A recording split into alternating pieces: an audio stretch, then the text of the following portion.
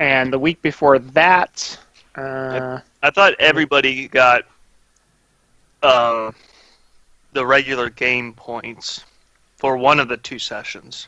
Yeah. Right. I can't remember which one. Yeah, I think you got the default XP for one of the sessions you missed. You know what I mean? I hate this new Like- Skype. Okay, yeah. So Not the XP for playing the character like Doom and Religion and all that, but you got the base XP, I think, for one of them. Are the notes up from those 2 games? well, okay, Yeah. so the one from the 7th of January, you got 10 points, and the one from the 21st. So the previous 2, you got 10 points each. So you have 20 from that, and then I'm just going to open up the journal for December 10th. And you got a total of 90 for that on the December 10th. Did you get that? Yeah, I think he was here for that one. I think. Okay. Yeah, December 10th. so all that I see written down for him for the next 2 sessions, the January sessions, the 7th and the 21st, is 10 points each week. Okay, so I guess it's 20 points for you then, Andy. Okay, cool. Just wanted to make sure, see if that was enough for anything. But, Yeah. yeah, it's not. So Well, Yeah, and sorry I don't have the notes up, guys. I was busy trying to get those stupid Bretonians painted. oh, they look really nice, so you're forgiven. Thanks. It was touch and go. I mean, we are talking about Bretonians, which are like the laughing stock of Warhammer Fantasy, but still. Mhm. No, just kidding. Of course, they're really nice. I'm not. I've never actually played them before. I've just seen blues run off the table 2 or 3 times. So Okay. Oh, they are French. yeah, Okay. it was the game I played against him. It was quite hilarious. He wasn't very happy about it, but hold on a second. I don't think I have enough paper. Last time I did 15 pages of notes, so I need a little bit of paper. Jesus. Right? It's like one guy is making, pictures, the other guy is writing a book. Very nice. I like it. Okay, boys. Brian, are you buying anything? 5 intelligence. Okay. Jason, are you buying anything? I really can't at the moment. Okay. while you guys are doing something, I actually got to go run and grab something. I apologize. No worries. No worries. Joys of watching kids at the same time. Yeah, tell me about it. All right. Yeah, so I'm trying to think of what would best, because I don't know if one wound at this point is going to make a difference in. On how many wounds are you right now? I have taken 12 out of 14 total. So you're heavily wounded, so that extra wound would still make you heavily wounded because you're lightly wounded if you have 4 or more. Yeah. Well, I mean, it's always one extra wound that keeps you from dying, so it's really like... Right. Well, up to you. I have to... I don't remember if I have a healing draft or what. I'm trying to look at that stuff, too. Boop, boop, boop. Healing draft would not help you. Healing drafts only work when you are lightly wounded. Okay. You would need a healing salve, but healing salve, works that in a way that you would drink it and then you receive a proper medical attention, and that gives you more HP. Right. I feel like right now we just have sort of like a field medical kit thing that they gave us, and even then I have 2 healing droughts and 1 healing salve. Yeah, but I think that's just it. I think I'm too far gone for it to make much of a difference for me in real-time battle situation. Hey, Michael, can you explain that real quick? The droughts and the salves? Droughts are like Diablo red potions. You essentially drink them, and you receive, I believe it's 4 HP back if you are lightly wounded, which means that you have to you need to have 4 HPs or more. And healing salves are they are also, I think, a kind of drink, or maybe they're like salves, honestly, because in this case it's the difference between Polish and English, you know. In your guy's case, I think it's a salve, but in Polish rulebook, which I have, it's described as a drink. Weird. Yeah, and you essentially take it, and for the next couple of hours, you can if you receive medical attention, you can get back more HPs.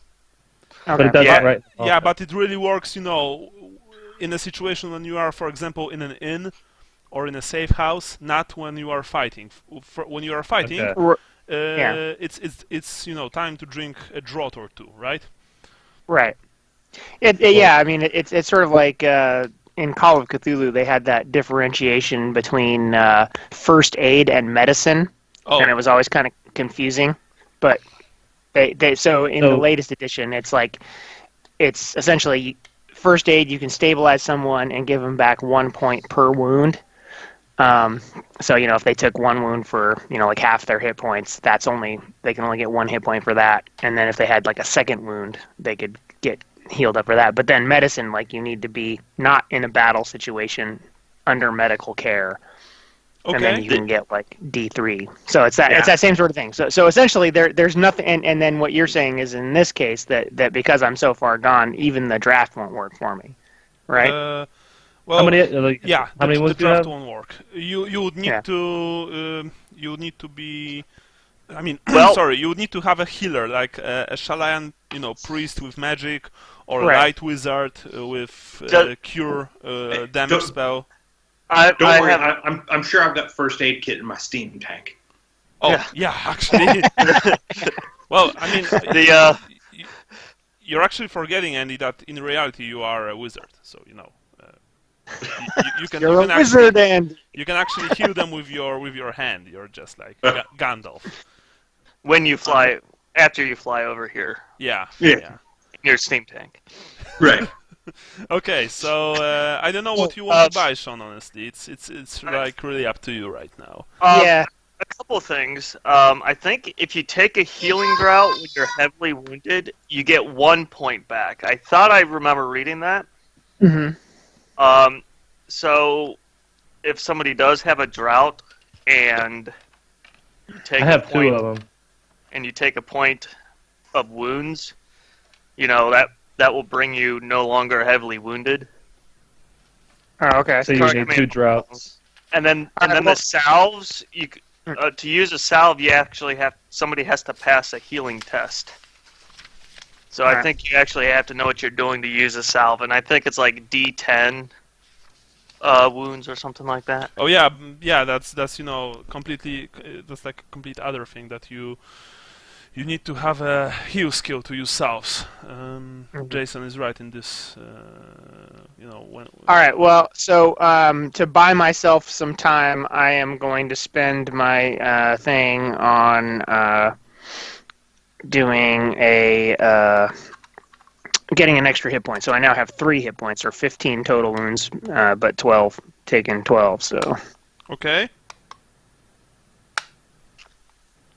Because I feel like I need to do whatever I can to try to stay alive. I have the need for speed. Well, we can take our healing drops now, or are you just talking like once we start playing? No. Well, no. I'm just saying. As my XP expenditure, I'm going to buff my wound stat. Oh, I gotcha. Yeah, you can drink stuff when we are going to start the game. Mm-hmm. So somehow I have magically gotten hardier. Yes, well, it's like this power of Sigmar and stuff. Yeah, good stuff, really. Okay, so everyone's ready? As ready as I'll ever be. Good. Yeah. Good. Okay. Andy. Yes. You're here. Good. Do you know what happened to your character? No. guys, please tell Andy. We sent him to Dankerood Yeah, to Dankerood. to get a couple messages to the general. Yep. Yeah, you were telling him. So we found out all that stuff from Walter. Godford. Was it Godford, and so he told us essentially about all the ways that the Skaven do their thing, and what's going on with the infighting between the various clan leaders in the city right now, and sort of how their basic plans are going to come out. And then I think we also added on the additional information of what the baker lady, was it? Karsta. Karsta. Yeah. Yeah, Karsta told us that they were going to go out and do some forays out for more human slaves and more wood for the siege machines. And I think Gennaro is going to be out in the forest gathering wood at some point, so that would be the one chance to save him. right. And then we sort of devolved into some weird thing where where Yorn and the elf were advocating mass murder of civilians. Yeah. And calling us pussies for not going along with Yeah. Yeah, so essentially, Andy, you were sent to Dankerood to speak with General. The General. Did you guys also remembered about your plan? To save Gennaro? Yeah, Yes. that's kind of up to the general at this point. Yeah, but it's pretty important, so perhaps you want to, tell that to to Andy. Yeah. Yeah, no, we had. I remember, because that was part of the whole thing. Is because that was part of the argument we were having. Is they were saying that we were willing to risk the whole operation for Gennaro, and we're saying no, we're not. We're just because it's up to the general if he wants to attack those sorties or not. We're just giving him the information, and we're just trying to get Gennaro out there so he has the possibility of being saved. It has nothing to do with jeopardizing, Yeah. So. Lucas knows. Andy doesn't know. Oh yeah, okay. So yeah, you were gonna pitch it in a way that the general should do little guerrilla attacks on the slave parties going out and Wood the cutting. ones gathering wood. Yeah. Yeah. And then that makes sense, because if we can disrupt their supply lines, that's going to hurt their ability to advance their plan. And if they free some slaves, then we could add to our forces. Mhm. Yeah, but what I think you guys forgot to say was that if you want to save Gennaro, you need to enlist the help of Honorius Kippenberg. And after that, he'll be practically, compromised. So you either need to, get him out or cut him loose, because it's like you only have essentially one chance of, and you know that, of saving Gennaro this way. Is that you need to know in which resource gathering party he'll be in. Well, first of all, Honorius needs to convince his masters that Gennaro is strong and that he can, carry wood. Yeah. Yeah. Then didn't we do that last session before he left? No. No, that was the thing. We sent Newt with a message to give to the engineer with what we are thinking about doing, but we don't know what the engineer's reply is. Oh yeah. He hadn't come back to us to say if he was able to convince. So we sent a message to him. Mm-hmm. I thought. I can tell you. Sorry, I didn't. Let me see. What page would that have been on?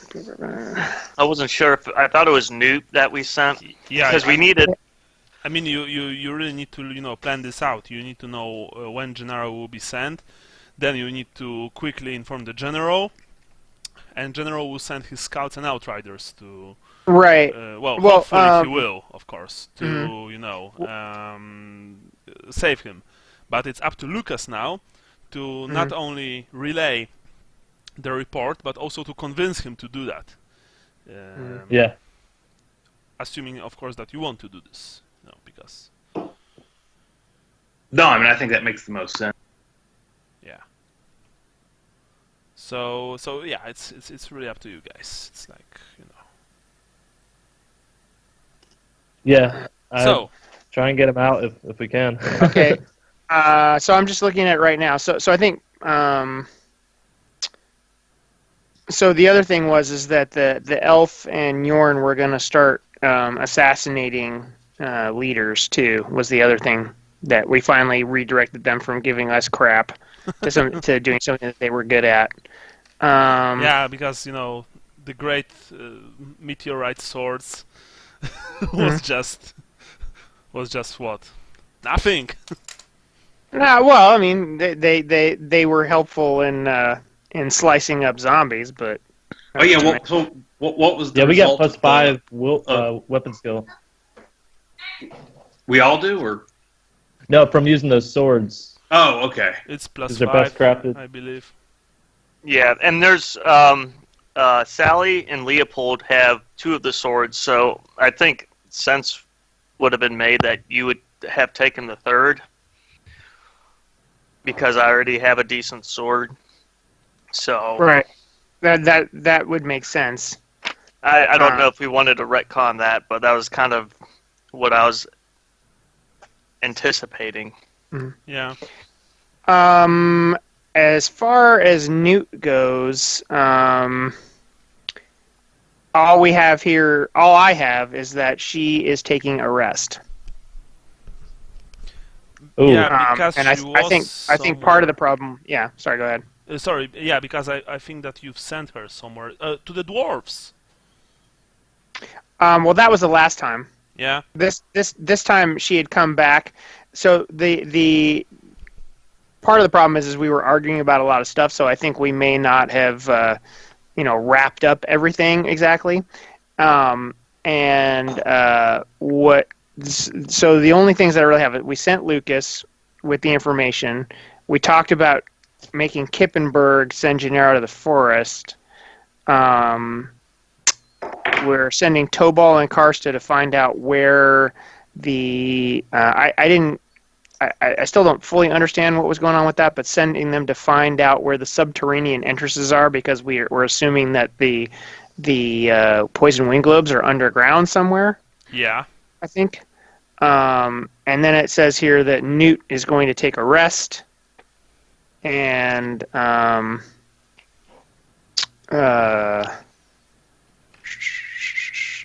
then Heinz and Conrad are going to help carry food and look after Walter Godford, because he was all like, "Oh, am I of no use anymore?" And we're like, "No, you're of use. We just, we can't use you right this second." Yeah, that's. And then we thought that, well, since we're waiting for reports to come back, and I forget why Kippenberg wasn't there or what was going on, but we were like, oh, in the meantime, let's just go kill this necromancer. Yeah, and you went there with Yorn, Avandil. Yes. And wait a second, I'm actually going to Silka and 3 of her men, who I think are all dead now. Yeah, the men are unfortunately they are all dead, because they were the red shirts of this game. Yeah, they had only 2 days to retirement. Yeah. Yeah. So the enthusiastic youths are unfortunately dead right now, but you are still alive. Oh yeah, it's Yavandir, not Avandil. I don't know why I said Avandil. Okay, whatever. It's okay. Yavandir. Yeah, I can go back and change it. It's written somewhere Yavandir, but I was like, yeah I'll go with whatever whatever he says. Yeah. The game is to call him something different every single time. There you go. Oh yeah, you had this this game. Smitty Werman Jetsenson. Yeah. So Andy, it's really a question to you right now. So what are you going to tell the general?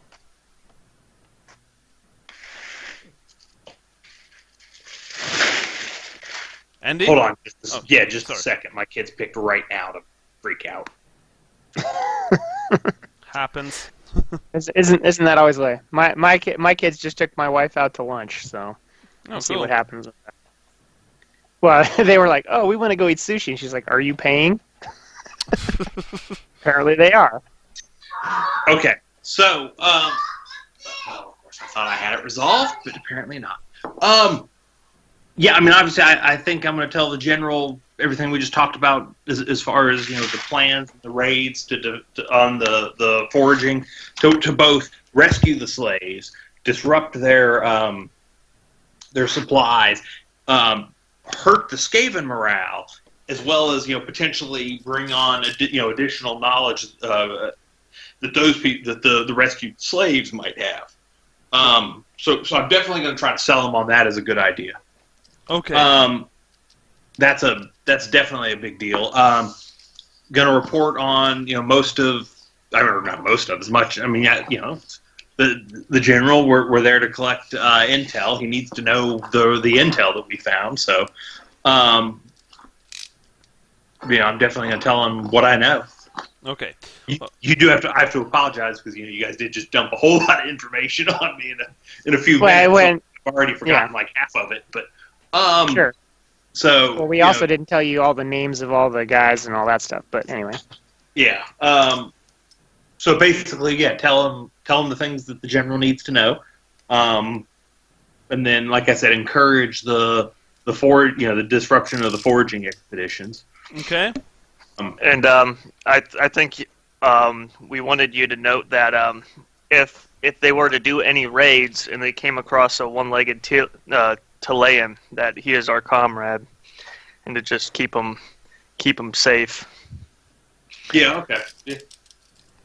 Although, instead of doing it that way, I would probably tell them he is our comrade, and he knows to keep his eyes and ears open, and will probably have valuable intelligence. That's actually very sensible of you. Because I don't want to make it sound like I'm trying to tell him to do this to save our friend. Because then they might not do it. But I want to sell it like, and by the way, there's at least one other person in there that knows to keep their eyes and ears open, because they know that this army's out there, et cetera, et cetera. So. Okay.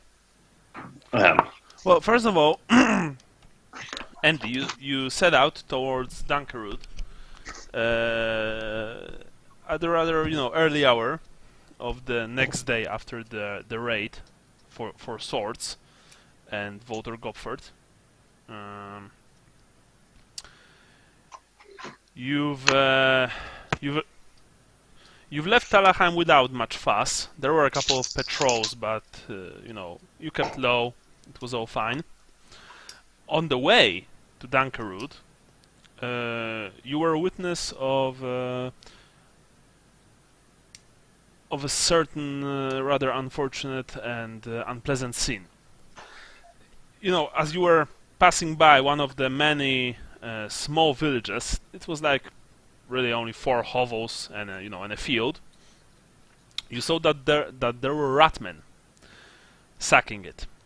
All of the people, about some 15 souls total, were marched out onto the field. You saw that the older farmers were unfortunately mercilessly cut down by the Skaven, who then fed them to 2 giant, ogreish monstrosities. You've slayed one of them, while the younger people, wailing with fear and agony at the sight of their parents or maybe grandparents, family at least, being killed, did not even put any resistance and were just, cuffed, or rather chained, and marched towards Talabheim. You saw that the Skaven also took all of the food, sacks with grain, some barrels. You don't know what was inside, but it was almost certainly food. They've also took the livestock, a couple of cows and pigs, back towards the city. they haven't saw you because you were hiding behind a tree, a big tree, you know, a few dozen meters from said village. But it was a considerable distance from Talabheim.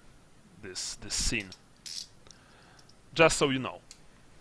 Okay, well, that's probably something else I would definitely report, because especially when trying to sell them on the disrupting the foraging parties, to point out that, you know, one of the things they're foraging for is food, which means they don't have enough of it, which means, you know, that's one of the ways you attack a siege, or that's one of the ways you siege somebody, obviously, is try to starve them into doing something stupid, so. Yeah, okay. Eventually, as you are marching through the, through the crater that was empty in every single direction, you really felt like you're the last man in the world, sorry. With sky being overcast and weather being very, very chilly, you suddenly saw a couple of figures moving towards you. It almost looked like they've emerged from the ground, and when they came closer, you understood why. There are Imperial scouts, dressed in long cloaks, camouflaged a bit with dirt and soot. They have bows in their hands, but no arrows. They're not pointing them at you. Although you can see that they are very tense. "Halt! Who goes there?" says one of them. A rather, a grizzled-looking man. "Who are you?" I slowly raise my hands into the air so they can see, you know, no weapons, essentially. Yeah. And I introduce myself. Tell them I'm a scout for the general. You're one of the resistance fighters. Yes, mein Herr. I'm here to deliver updated intelligence to the general. Excellent. Come with me then. General is awaiting your report with much interest. Hurry up. Thank you. And follow them along. Yeah. You march with the men. There are 5 of them. They are all very anxious, you know, looking all around them, scanning for threats. Eventually you reach Dankerood, which looks exactly as you remember it to be, heavily fortified, with, you know, few cannon emplacements, although there are only light cannons here present. You know, the only artillery pieces that the Empire managed to retrieve from Talabheim. So no great cannons, unfortunately. There are soldiers, of course, patrolling the streets, watching the perimeter. They are all they look all very, very tired. They also look shoddy. Their uniforms tattered, you know, dirty. You're guessing that it's hard to remain pristine and parade-like in a situation like this. Eventually, you reach the one of the manors in Dankerood, because Dankerood, as I've said before, it was a nobleman retreat, so it's very posh. There are many manors here, many luxurious taverns, now of course occupied by the remains of Talabheim's army, and you reach the grandest of manors, in which the general organized his HQ, headquarters. And the marksman left you in the care of a couple of guards. And the guardsmen have brought you to a large, very nice looking room in which General York Hafner is currently eating a light meal. The general looks haggard, his eyes are sunken, his beard is even bigger and more in a mess than before. He looks like he has of the problems, of the world on his shoulders. When he sees you, he nods, but he doesn't get up. And he points at the chair in front of him. Please, sit. Thank you. I was just finishing my meal, but I think that you'll be very pleased to eat something warm and solid. Servant, bring this man some food and some fine wine.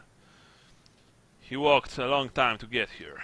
Yes, my general, says one of his adjutants, and he ran to the kitchen to bring you some food. General looks at you for a long time, not speaking a word. Very well, Private. Remember that you also have military ranks now. So please give me your report. Okay, well, I wasn't going to roleplay the report since there's so much of it. Basically, I want to tell him what I just told you I was going to tell him. All right. Meanwhile, you were brought some food, although you see that the times are very lean indeed, because you were just, given a bowl of yeast with some bacon. A few. Hey, bacon is better than what I was eating back there, I'm sure. So. Oh yeah. Well, like I've said, I don't know if you were on this session, Andy, but essentially what you guys are eating is a mix of, like dry meats, fish, and only boiled, like porridges, wheat, something like that. You can't really fry anything. Lots of beans. Yeah, lots of from beans. the Manor district. Because the Skaven have a very, very keen sense of smell, and they would smell, seasoning meat. So it's so you are eating, rather poorly, you could say. And here you got bacon, you got yeast, a few slices of dark bread, rye bread that is, and some cheese. You also got some warm wine with spices, although the portions are very small. Well, I'm pretty sure I would eat it all greedily. Yeah. As you can see, these are hard times we are living, essentially. You're eating exactly the same meal as I did just a few minutes before. Like most of my men, in fact. We are running out of time. Private Collar. The food is getting scarce. The men are getting weaker. We need to act fast. Please tell me that you have some good news for me. Well, we have lots of intelligence. The Skaven are running out of. Hold on.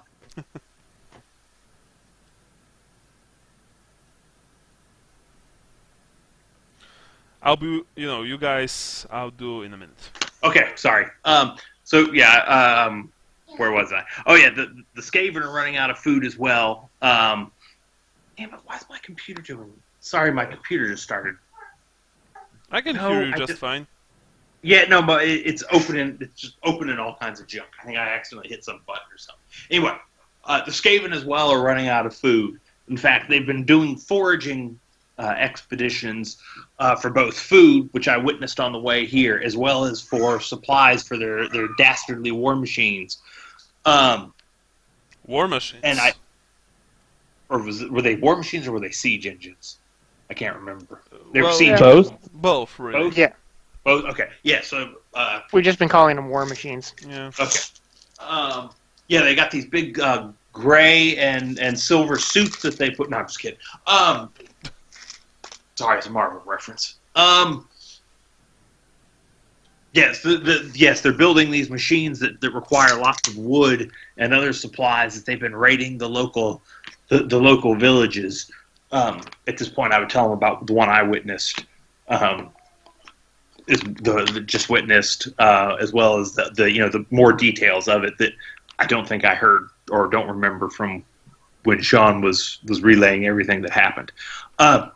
Further, at least one of our former comrades may be on some of these foraging expeditions. He's a Talayan with one leg, but he's been keeping his eyes and ears open. And if you can rescue him from one of these foraging expeditions, he'll be able to give you even more intel on what exactly they're building.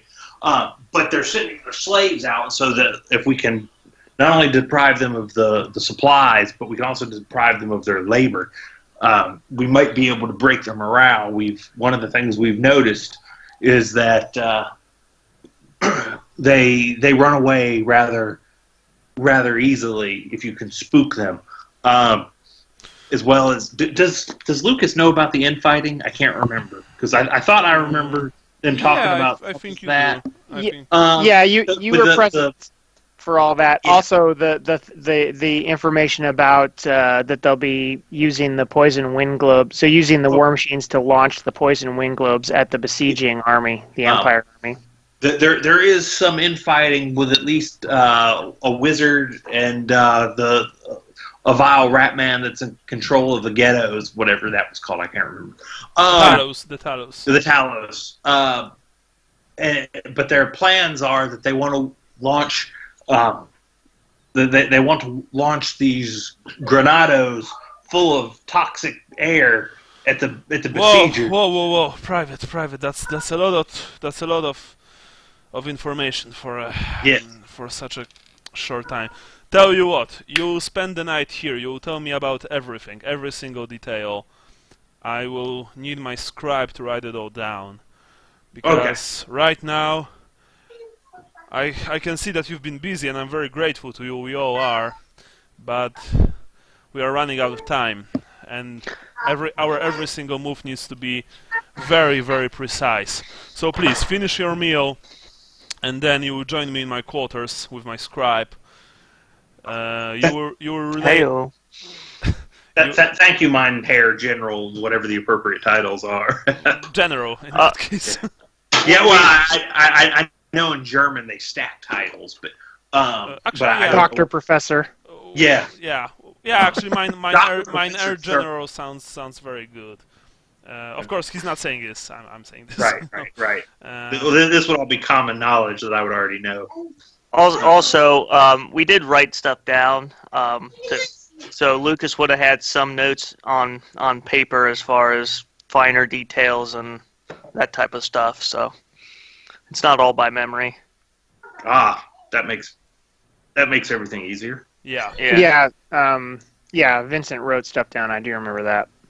It's in the notes that I haven't shared with you yet. For reasons. No, just kidding. Okay, so after the meal, you've been taken to to General's quarters, where haggard-looking scribe joined you as well. This man also looks like he hasn't slept for quite some time, and you've begun to relay every single detail about what is going on. It took a good couple of hours to actually do so. So by the time you finished, it's been dark outside, and of course, you wouldn't be able to return in the night to Talabheim. It would be a suicide. The general was very concerned with the information about the raid, because this village was about halfway between Talabheim and Dankerood. He also speculates that if such is the case, then the Skaven are probably also sending parties to other villages. He listened about Gennaro, and he looked at you with quite a long stare, but said that very well. From tomorrow onwards, he will redirect Sergeant Van Zandt and his outriders, as well as Sergeant Uter and his scouts. Uter was the man that who brought you to Dankerood the day before, and they will conduct hit and run attacks on the wood gathering parties, and and will try to also stop Skaven from attacking villages. Although he said they will only save Gennaro if the opportunity will arise. They will not risk their lives unnecessarily for a single, as he didn't say cripple, but he was like for a single man. Yeah, well, and I reiterated that I wouldn't expect them to do anything stupid, and just only note that he would be a good source of intelligence. General intelligence, okay. Hey. They've never met him. Sure they haven't. Yeah, of course, I know. He has a very strong Chilean accent. Sure, yes. Yes. So anyway, that was what the general said. Overall, of course, he also asked if you managed to assassinate, some key elements of Skaven command, if you managed to disrupt some of their operations. Your friends actually told you about their plans to visit Dr. Skell in her mansion. So I presume that you also told General about it. Yes, as well as didn't we have that engineer guy trying to do some stuff? No, so far No. he was only supplying you with information, and there was the plan, for him to send Gennaro to one of the one of the wood gathering parties, but you haven't spoken with him about that. So, you don't know if the Skaven actually will send Gennaro to gather some wood. Right. Okay. Yeah, unfortunately. You're hoping they will, but you're not sure. Okay, Andy, so, just FYI, the general, next day you were sent away with a backpack full of provisions. Well, few of them actually, but still a full backpack. Mainly hardtack and biscuit, and some dried fish. The general made it very clear. He wants to see results. He speculates that the Empire army is already outside the city walls, and he wants to speed up, the whole liberation process. He wants to see the enemy commanders dead. He wants the machines destroyed, and he wants the gates open. Since you've liberated the explosives from the South Quarry, including a crate full of signal flares, he told you that once you've made you've managed to open the gates,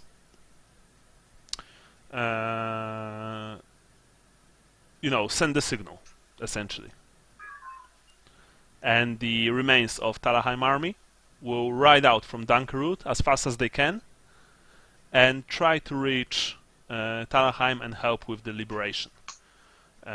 He also suggests that you contact the Temple of Myrmidia and the dwarfs in the stone house. Okay. Hadn't we? I think we've already done that. And you're aware of it, Lukas. Oh, okay. So okay. So he suggests that you tell Myrmidians and dwarfs about the flares. That when the time comes, you're going to signal them, and then the Empire army from outside, the remains of Talabheim army from inside, dwarves. What was that? Okay, the dwarves and Myrmidians will attack simultaneously. We'll strike at the Ratman simultaneously and hopefully liberate the city. Make sure you get details on what that signal maybe a flare from the wall by the particular gate of Talabheim proper, that type of thing. Just wait. We're making. I guess I'm going to make. We're the ones in charge of making the signal, or is he telling me that we need to give them a signal too? I'm getting confused here. No, that's absolutely what he's telling. He's telling you to tell us to signal when we get these things done. Okay. Yeah. Okay. Yeah. So and to tell the dwarves and the Myrmidians that what the signal means as well. We will work out. I will work out what exactly that signal will be with the flares and from where. Yeah. Okay. Yeah. Hey, give me a second here to switch to the tablet mic and speakers, because for whatever reason this headset is giving me a raging headache right now.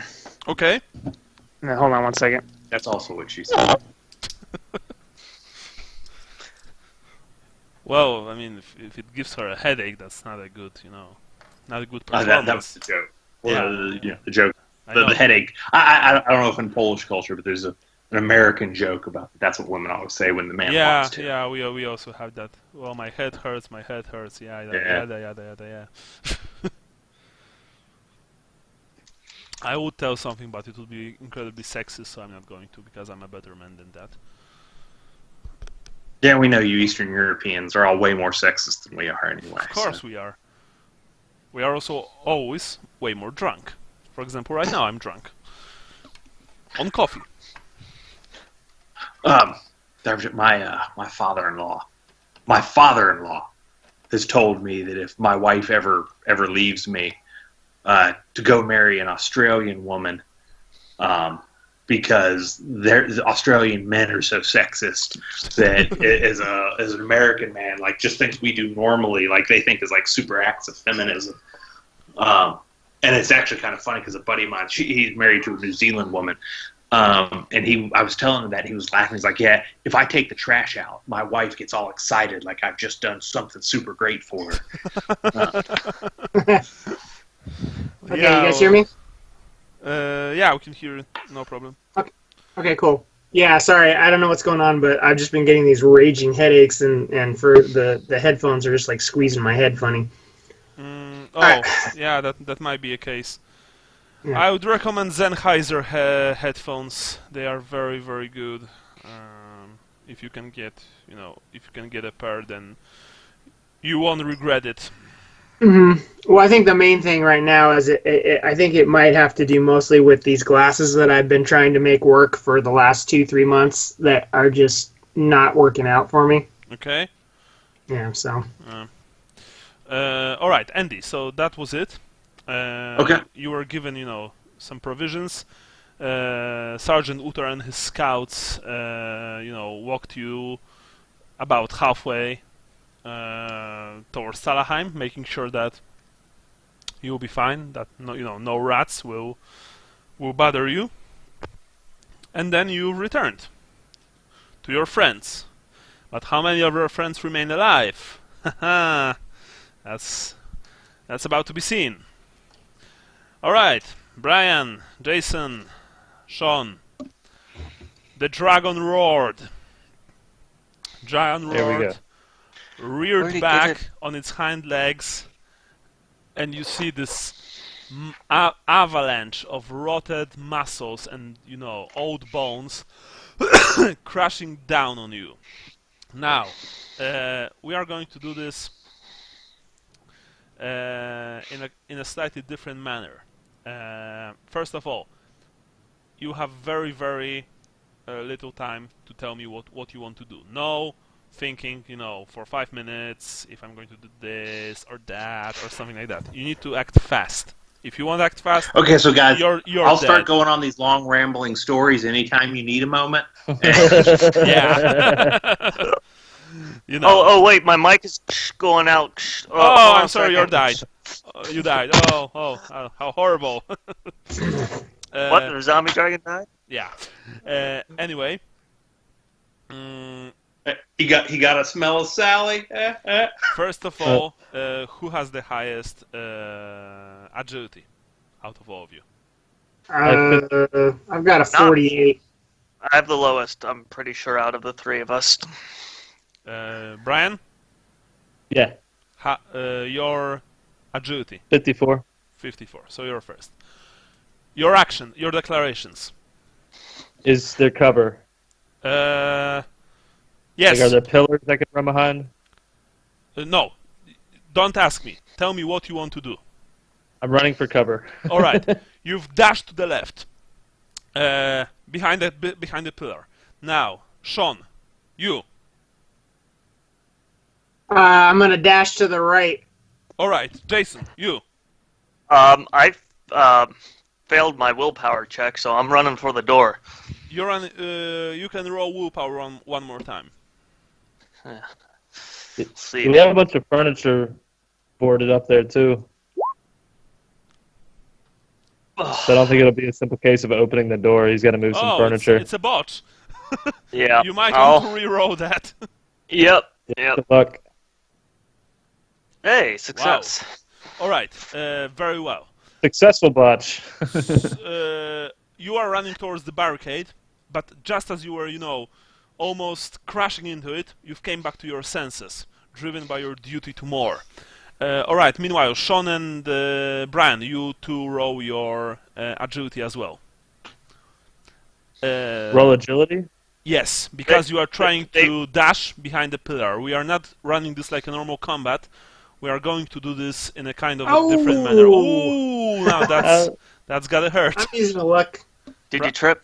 Brian, I also suggest that you use luck as well. Luck. Okay, it was all right. Sean, the dragon,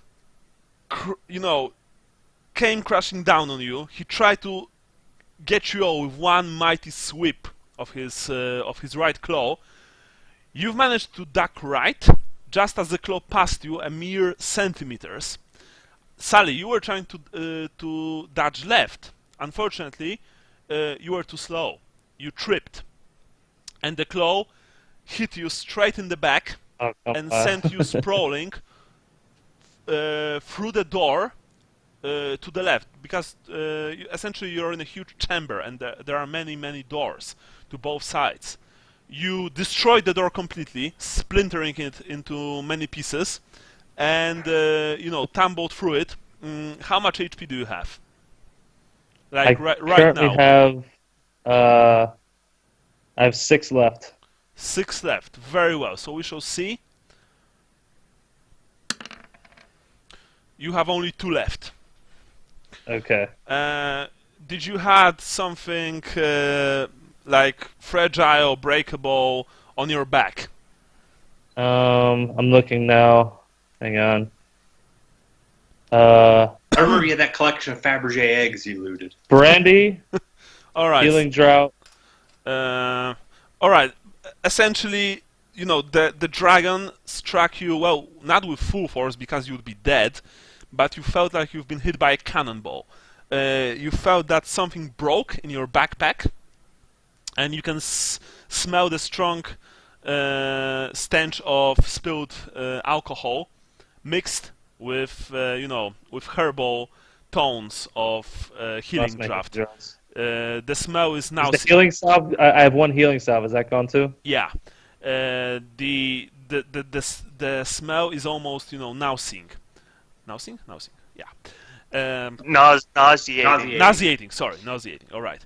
And I have a set of antitoxins. No, that's you've only lost the alcohol and the salve right now.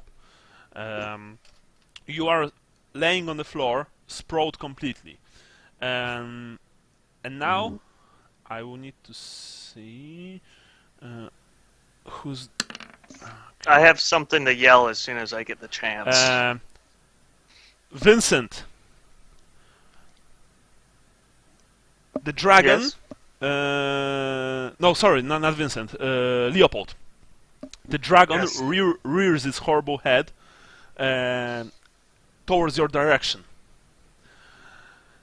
and you can swear that either even though it's dead, it tries to like gather some air into its lungs. It's like trying to, inhale. All right, now again, very quick. Tell me what you guys want to do, Brian. I'm gonna get the sling out. Okay, you're fumbling for your sling. Very well, Jason. What about you? I have my sword and my dagger out. I'm slamming the dagger into the barricade. Then, with my primary hand, I'm pulling out the pistol and aiming in on the necromancer. Very well. And I'm gonna yell. That's it. I can't yell anything. Okay. Sean, what about you? Since the dragon it looks like it's trying to breathe on me, I'm gonna dodge to the right again. All right. Remember that it's not a normal combat. You can surprise me. You can say, other stuff than just dodge, roll, or something. Like, for example, you could say that I'm running for the door, even though I haven't said that there are, I didn't say that you see the door. But if you were going to say something like that, and it's not going to be too outlandish, for example, I'm punching the dragon in the face and killing it, So there could be a chandelier. yeah. Essentially, let's make it like dynamic, epic, something like that. Okay, so you are trying to roll to the right. The dragon unleashes a cloud of horrible pestilential wind from its maw. All of you in the chamber can smell the horrible stench of death, decay, of ancient air sucked into rotted lungs and then unleashed. And this cloud flies towards you, Leopold, and you can see that as it first hits the floor, you can see that it corrodes it in seconds. It ages it. You are trying to get out of the way, so please roll agility, and let's see if you'll be able to make it. Nice. You've literally just jumped to the right, rolled over your shoulder. The cloud hit the pillar that you were standing behind, and you can see that the pillar is crumbling. It's essentially falling to pieces before your very eyes, as it's simply aging in seconds. It's aging like hundreds, if not thousands, of years. Very well. The necromancer sitting on the dragon is laughing maniacally. She's like, just having grand old time. Sally, you're fumbling for the sling. However, as you are trying to, because remember it's darker, it's gloomy. As your eyes are trying to adjust to the darkness, you can see in front of you a few pairs of feet shambling towards you, and you can hear moans.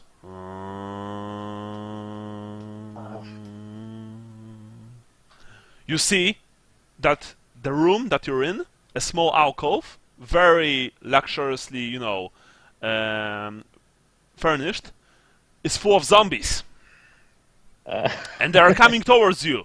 Quick, your declaration. I'm running out the door. Back out the door. Back up the door. All right.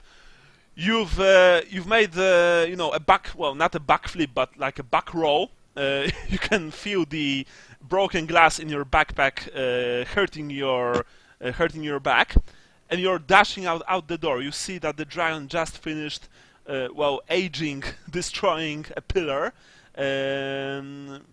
behind which one of your comrades took shelter. And you can also see that Yavandil and Yorn are sprinting towards one of the side doors, while Silke appears to try and flank the dragon using the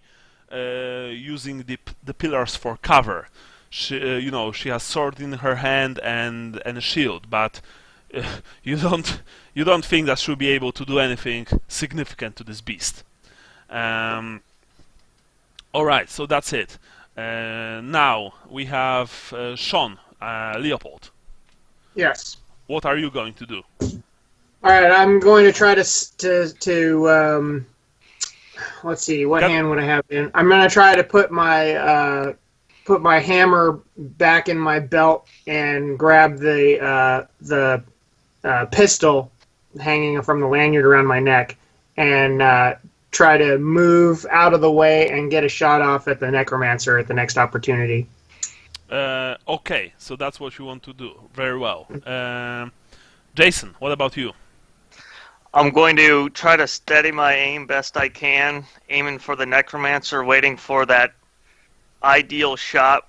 I'm assuming the necromancer is high enough to where I can't really get into a melee, so I'm concentrating all my focus on putting the barrel on the necromancer, and then if I see an opening, I want to pull the trigger.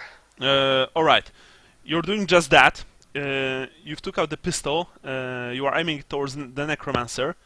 However, she, by some quirk or chance, she seemed to feel your intentions, and she turned her gaze towards you.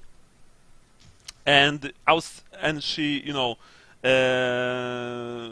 she points towards you with her outstretched hand, and begins to. Well, you don't really know because the dragon. His like raspy roaring is like drowning out any other sound in the chamber. But you could swear that she's saying something.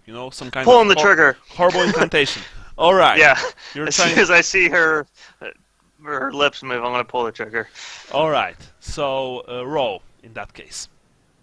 All right, so the intention was to, if this was normal combat, I would be using the aim skill as much as I You're could. trying to aim as well as you can, but remember, okay. you are half horrified. The dragon is constantly moving. It's gloomy, and you're essentially trying to target a small woman on the back of a huge dragon that's that's in a constant motion. Yeah, hopefully she gets whiplash. Yeah. Okay, so try and do your work. Okay. You fired the pistol. The bullet whizzed past the wizard and struck, something behind her. You saw that around her hand, a nimbus of dark energy coalesced, and she unleashed it at you. Roll for agility. Alright. Could this be a dodge blow skill? Just roll for normal agility. Alright. That's not as good as my... Ooh, passed. Just in time, you've managed to dodge to the left. The beam struck the barricade and essentially annihilated it. The wood, the chairs, the tables... the wood simply dissolved. It rotted like thousands of years in a matter of a split second, really. And with it also came the door. The door fell, and the hundreds of undead abominations that were behind it, came pouring in the chamber. What? You were breaking up when you were saying that. Yeah, sorry. The hundreds of undead abominations that were waiting outside the door came pouring into the chamber. Now it's... everyone heard that? Yes. Yeah. Yep. All right. Loud and clear. Yeah, so... Oh, and I need to retcon. It wasn't my hammer in my main hand. It was that fancy sword. All right, very well. So now the situation is as follows. Before you stands a horrible undead dragon, and atop of it rides an evil wizard. Behind you, there are hundreds of shambling, artistically created corpses. Sally, you're you've run just outside, into the main chamber, from which you were like punched into a smaller one. But you know that in that smaller one there are also zombies. So now it's time for your another declaration, and this one will be very important because I ran out of the room. I'm like back in the atrium now, right? You're in the main chamber, yeah. You saw you saw the necromancer, trying to kill Vincent with her magic and failing, but by doing so, she allowed her creations to enter the room. So I have all these zombies behind me. There's a zombie dragon with a necromancer in front of me. I don't know how far in front, but I want to do a Hail Mary. Don't. We're not concentrating on this. Your declarations. Okay, I want to climb up on the dragon and choke her out with my sling. You won't be able to do that. The necromancer? Yeah. Okay. I guess I'm running for another pillar. All right. I'm loading a shot. You're running for another pillar. All right. You're running. Did you say you were going to take a shot also? Well, I'm loading one. I don't know if I could shoot and run. Oh. No, you can't. First of all, you need to take cover behind the pillar. You're running towards Suka. You can see that she's also cowering behind one. All right, very well. Now, Leopold, what about you? The situation is dire. With the corner of your eye, you see Jorn and Yavandir running through the door to your right, a small side door. Okay. I am trying to steady and aim my pistol at the necromancer and saying a prayer to Sigmar, give me the strength to smite this foul creature with this bullet like your holy hammer. Very well. As you were saying this, you see that the dragon once again, turned his ugly undead head towards you, opened its maw, and once again made this, parody of inhaling air. But you are committed, and you're trying to pull the trigger. Go for it. Do it. Use luck if you have to. Are we doing agility still? Or are we doing ballistic skill? Ballistic skill. Okay, do it. If you want to do that, Leopold. Ah, son of a... Use luck. Use luck. All right. Luck. Yeah, I'm using it. Don't worry. Because you're about to die. I got one left after this. I'm not going to leave him on the table, that's for sure. Come on, baby. Yeah! Nice. All right. You fired the bullet at the necromancer.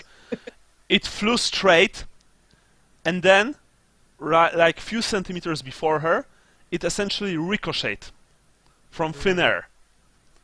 Pew! God. The dragon... Out of character, she's got some kind of ward. The dragon exhaled. How much HP do you have left? 3. 3.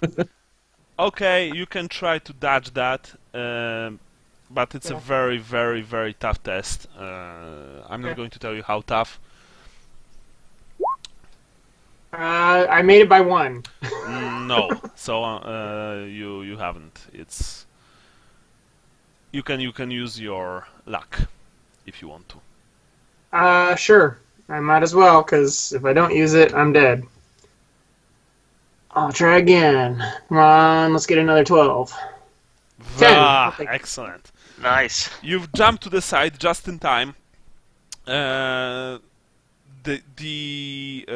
horrible disease cloud struck the wall behind you and the ground that you were standing on just, a split second before. And once again, to your horror, you saw that the marble surface just essentially turned into dust, into ancient dust.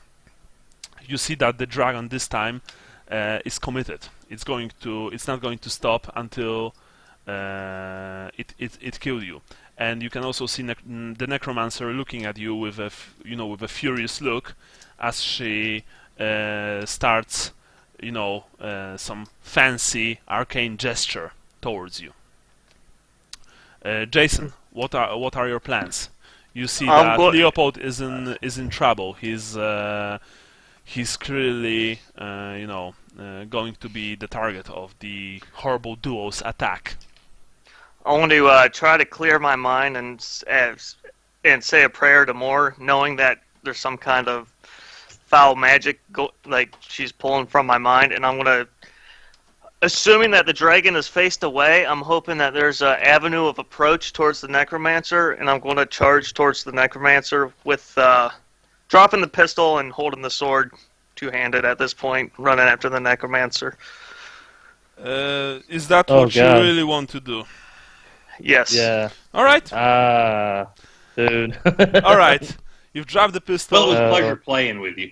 You took the sword and you just charge. I'm not yelling. I know, but you are yelling in your mind to strengthen your resolve and die with honor, because, well, let's be honest, that's probably what's going to happen. Do we see this? Yeah, you see, that's actually the most courageous and insane thing you ever saw in your life. You see, I'm going to say a prayer to the dragon's Ronaldo for him. The dragon's paying attention. Well, they're both paying attention to Leopold at this point. Yeah. So that's what I'm trying to take advantage of. Yeah. You are charging towards Cross the my dragon fingers for him. like a hero of old, like Sigmar himself. You are making a dash for it. It's your time. This is your time. It's like, yes, I'm going to do this. I'm going to be the hero that this city needs, but not the hero that it deserves. Yes. You are running in slow motion.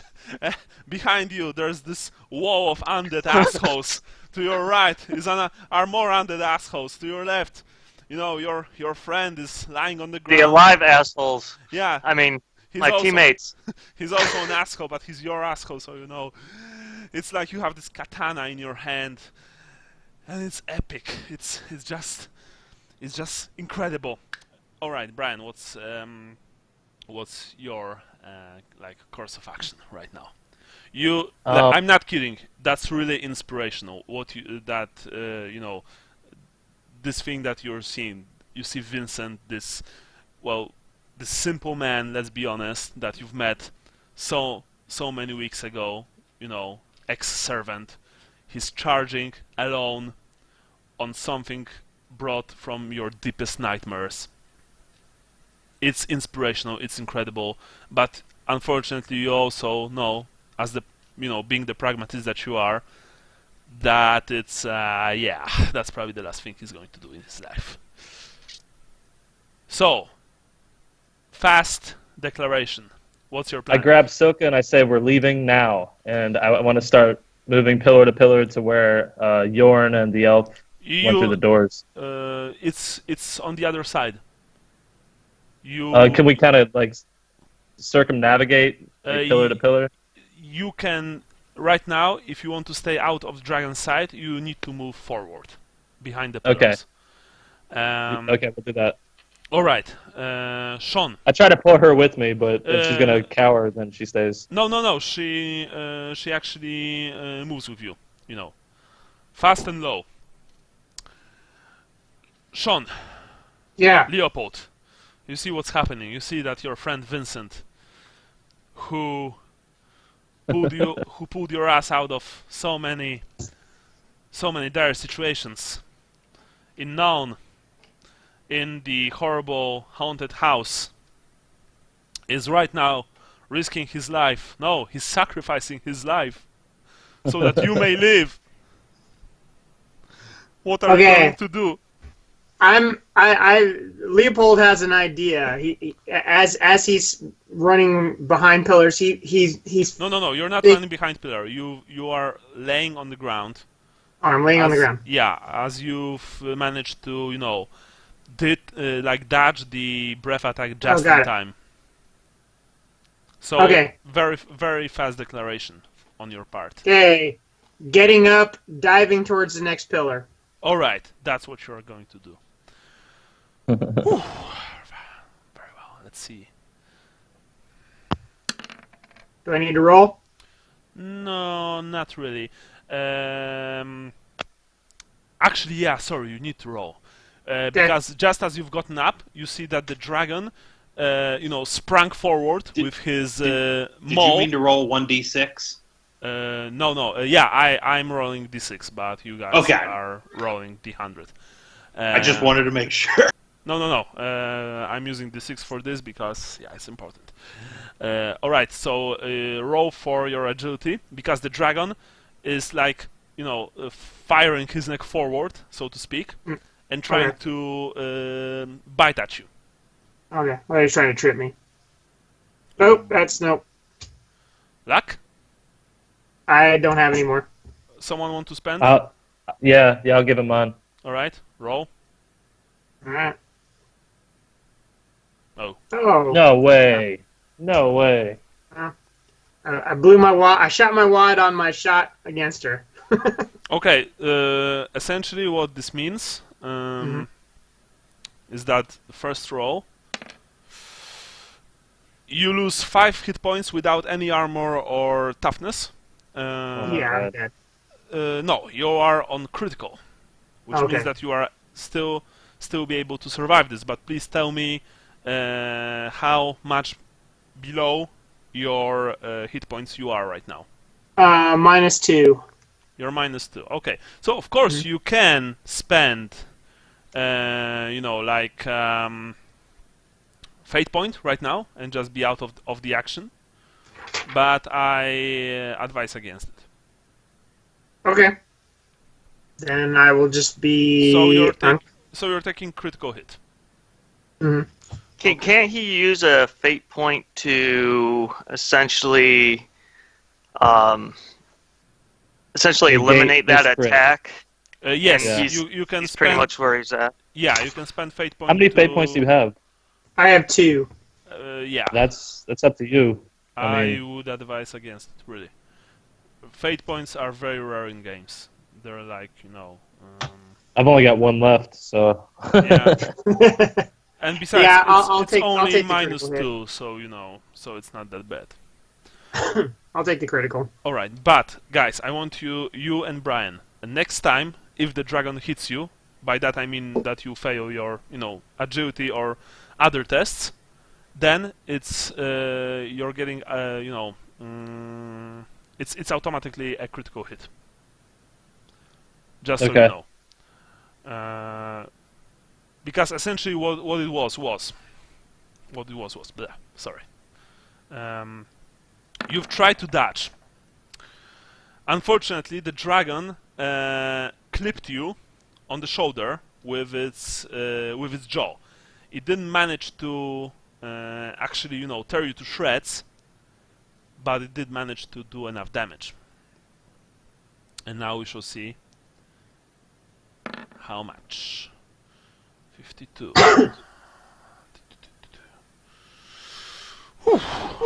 52 damage. 6. Yeah. 43. Which arm is that? Which one is what?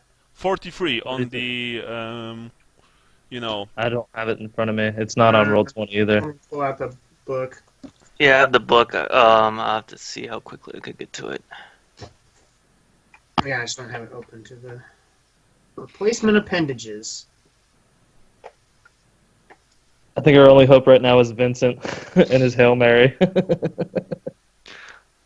I'll be there with a steam tank shortly. Yeah. I'm I'm keeping my eye up on the rafters. Jubal Falk will be here, sniping the dragon because he wants to kill Vincent himself. Yeah, he's going to shoot me, then miss and hit the dragon. Curse you, Darius! Okay, so you said 43? Yeah. 43 is left arm. Alright. One of the dragon's claws opened your left arm, like from the shoulder to almost, to the middle of it. Mm-hmm. The blood spurted all over you, all over the undead beast, and even over, some of it fell on the necromancer, who's giggling maniacally. Good distraction. The pain is horrifying. Is horrible. It's some of the worst that you felt ever. But you didn't have anything held in your left arm, right? No, I think I did have my hammer. All right, so you've lost the hammer because essentially you don't feel your arm anymore. You can't use it. You feel it's throbbing with pain, but you can't lift even a single finger. It's like your arm has been, you could very well just lose it altogether. What this means is that so far it's useless for the rest of the battle. And it bleeds heavily, which gives you a penalty of -5% to your weapon skill, ballistic skill, agility, and strength. Each turn, until it is either bandaged, requiring a full action, or the penalty has reached 20%, whereupon the bleeding will stop spontaneously. You can't actually die from the bleeding, but each turn, until someone bandages you, you lose a -5% for a total of -20 max. Right. So save the fate point for when you're about to die. Yeah. Oh, by the way, the hit from the dragon actually managed to through your way. You've landed in the open doorway through which Yavandir and Yorn escaped. Now we have Jason. You saw what happened to Vincent. You saw, to Leopold. You saw the geyser of blood gushing from his body, and you saw his form fell a few meters back, limp. Perhaps he's dead, perhaps he's not. You don't really know that. But it's too late for you anyway. Now it's time for you to fulfill your prophecy. So please tell me, what are you going to do? Because I'm actually very interested in that. Yeah, I wanna continue going after the necromancer, because it seems like there's both of them, the dragon and the necromancer, are still focused on Leopold. So I wanna try to take advantage of that opening and attack. Okay, so you are essentially trying to attack a necromancer. All right. Yes. Okay, so this is what it looked like. You are running towards a gigantic undead beast and a crazy, crazy necromancer riding atop of it. You are planning to kill her. You are planning to plunge your blade deep into her accursed body, but then you realize that she's sitting atop a dragon and that she's really fucking high and that you don't have wings to do that. And that you probably need to rethink this, because it's a noble idea, but it's not a very good idea. But you can try to slash the dragon.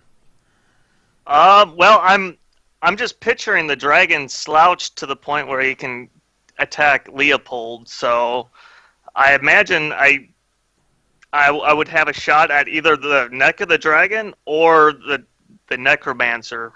But maybe the necromancer's too high. So I would go for the closest, probably the neck at this point. So you're trying to slice the neck. Very well. Sorry. Brian is out? Oh, Brian is out. He got dropped.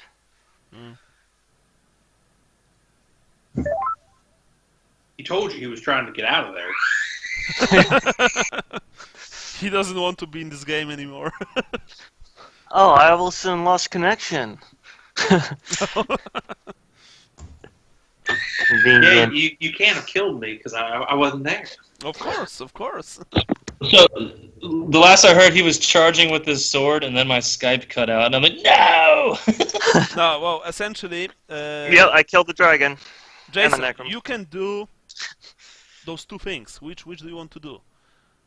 You can try and slice the necromancer, but it will essentially require for you to make a leap, a dashing leap, bouncing yourself off from one of these monstrosities' paws, and just landing at the necromancer, or you can make it easier and just slice at the neck of the dragon.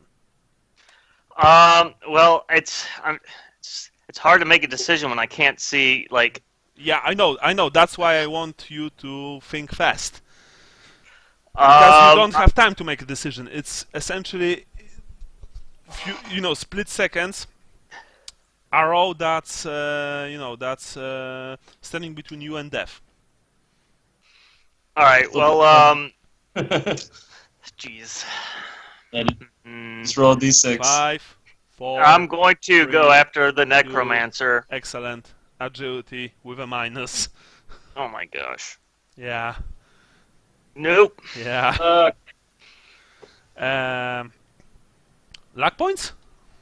I'm all out. Someone wants You're to all spend? out already? I only had 2. Yeah. Oh wow, shit. Someone wants to spend? I'm all out too. I gave mine to Lukas, and I used 1 in the beginning. Someone who's sitting in Dankerood wants to spend? Guess Lukas. not. Yeah, I don't have any more. I spent them all. Lukas? Lukas, like, disconnected. I'm telling him in debt.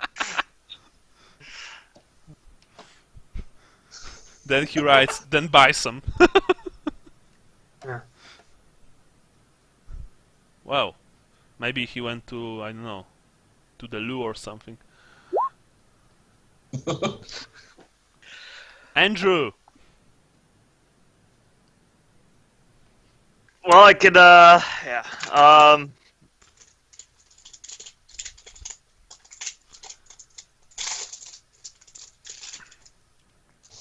Okay, tell you what, guys. You try Sorry, to- just got back. Okay. Andrew, the Can guys essentially need luck points. Are you willing to spend some?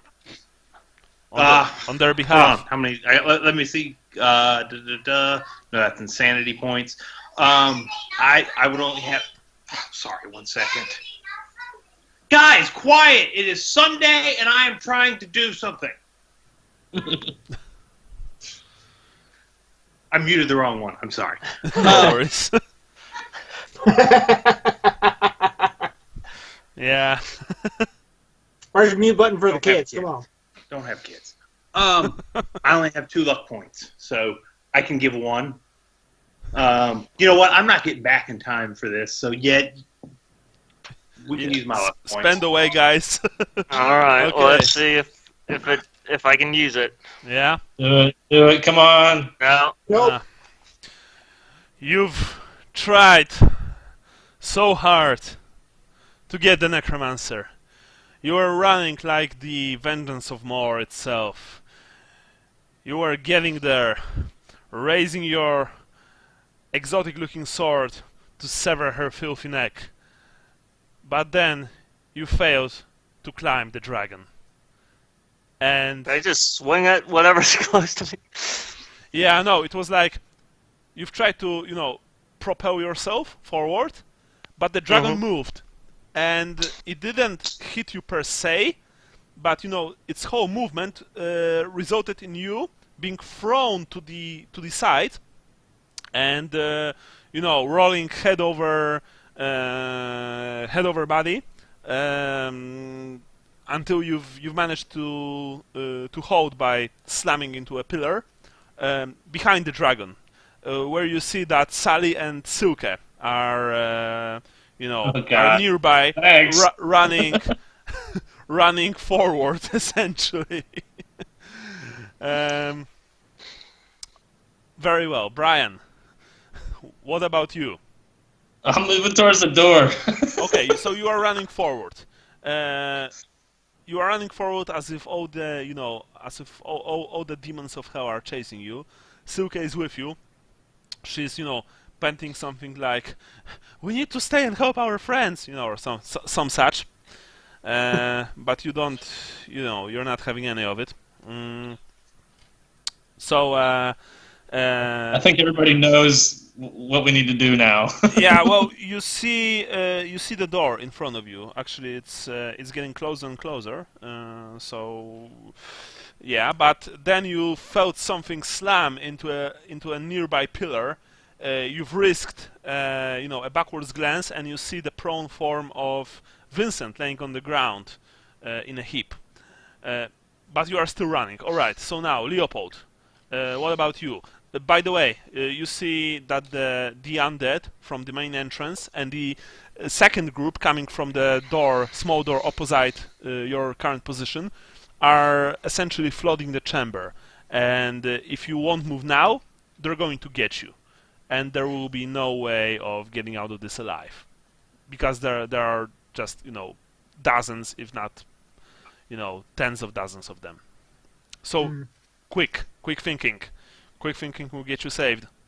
I'm ducking into the room wherever Yorn and Yavendir went. All right, you duck into the through the entrance. You see that it's not actually a room, but a corridor. A narrow corridor which leads forward for a couple of dozen meters. You actually see your two comrades running for their lives as fast as you can. You are behind them, and you are following them, I presume. Yes. All right.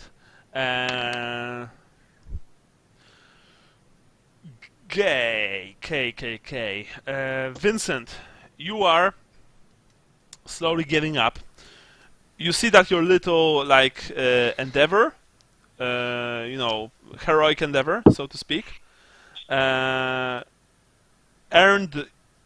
you the ire of the dragon and his mistress, but for some reason they're not targeting you. I mean, they are they've turned around towards you, but there are the horrible monstrosity is running with ground shaking stride towards someone behind you, and as you look around your shoulder, you see that there's Sally and the female knight Silke. The monster is trying to get to your friends. Perhaps it thinks that you are dead. So, what do you want to do? Is there no? If there, jeez. Could you just stick your sword up and let it run into it? Yeah, I think if I see if he's not going after me, I'm gonna take that as another approach. I'm gonna let the dragon get close, then I'm gonna take a swing at the neck of the dragon. You know that it's not going to work. You've tried this. You've tried this once. It's not a very good idea. Well, then I'm gonna I guess start moving to the door if I feel that there's no. About if the there's door, no you see that the direction from which you came is already filled with the undead, hundreds of them. The only way is to either follow Sally or try to find some of the side doors. All right, I'll follow Sally. So you're running. Yeah, I wanna run towards Sally, trying to stay out of sight of the dragon. So if that means going behind the pillars instead of in front of the pillars. All right. You were just charging at it a second ago. Well, I thought there was a chance a second ago. Things changed. So yeah, I want to follow Sally and Silka, or try to meet them, or wherever they're going, follow them. All right, you are running behind Sally and Silka. You are running behind the pillars. Taking sideways glances to your left. You see that the dragon is rampaging behind your friends. Sally, you also rather felt than saw what is going on, and with mounting horror, you see this monstrosity and its rider coming behind you, after you, and you know that it's after you. It's not a coincidence. You are behind pillars, and the pillars were what saved you, because the dragon unleashed its breath once more. The breath, came over a couple of pillars that you were just running behind, into the doors on the other side of the chamber, and you can feel rather than see those pillars crumbling behind you, turning into dust.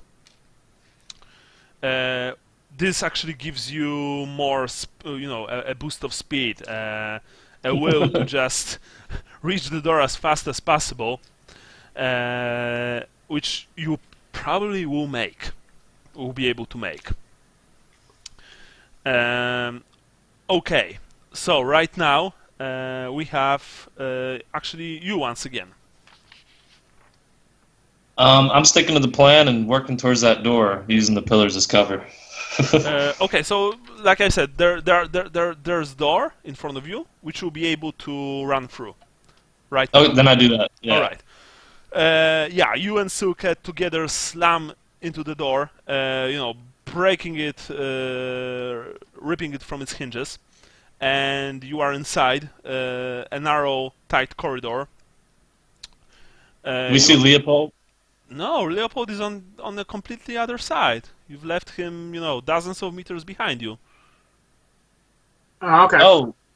No, I thought different doors. No. Like I've said, you run in a completely different direction than your friends. I was trying to go over there. Well, but so the idea is that you're on a matching similar door, but on the other side because you couldn't get across. Okay, yeah. So as long as it's a corridor, Just keep running. You keep running forward. Can I get my sword out while I'm running? No, you can only concentrate on running and hope to whatever god you're praying to that the dragon is not chasing you. Cross fingers. Yeah. Leopold. Yeah. You are also running as well, right? Yes. You see that there's a door at the very end of this gloomy corridor. The door is open. Your comrades, Jorn and Yavandir, probably used it to, escape. You also run through it, and you've almost bumped into the pair. They're trying to catch their breath. Very well. Jason, or rather Vincent. You saw that Sally and Silke managed to get through the door. You can follow them, or you can do something else. I'm gonna follow them. All right. You've run towards the door and actually managed to jump through it. Do a baseball slide. Yeah, baseball slide.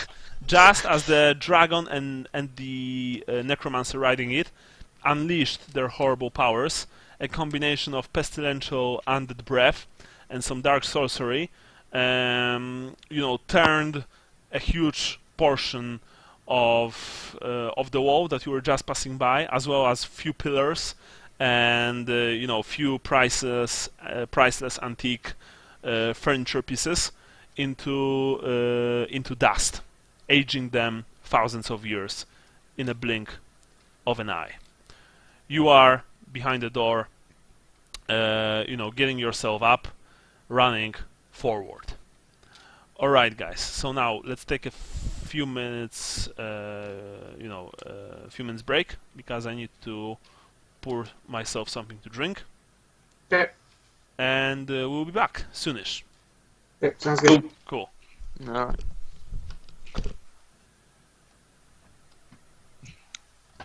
Where are you guys running?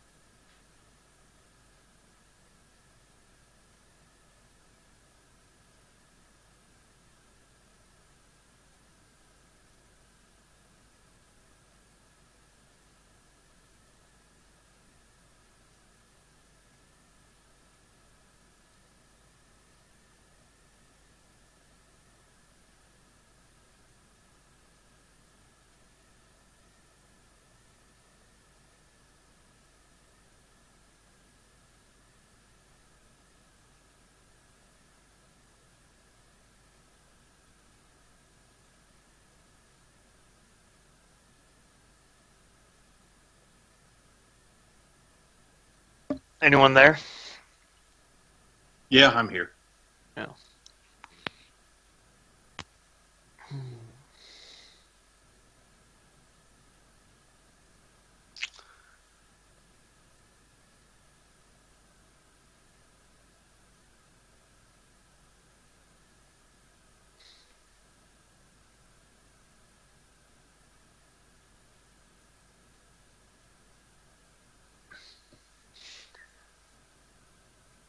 I don't think we were expecting a zombie dragon. Yeah, I don't think you were either.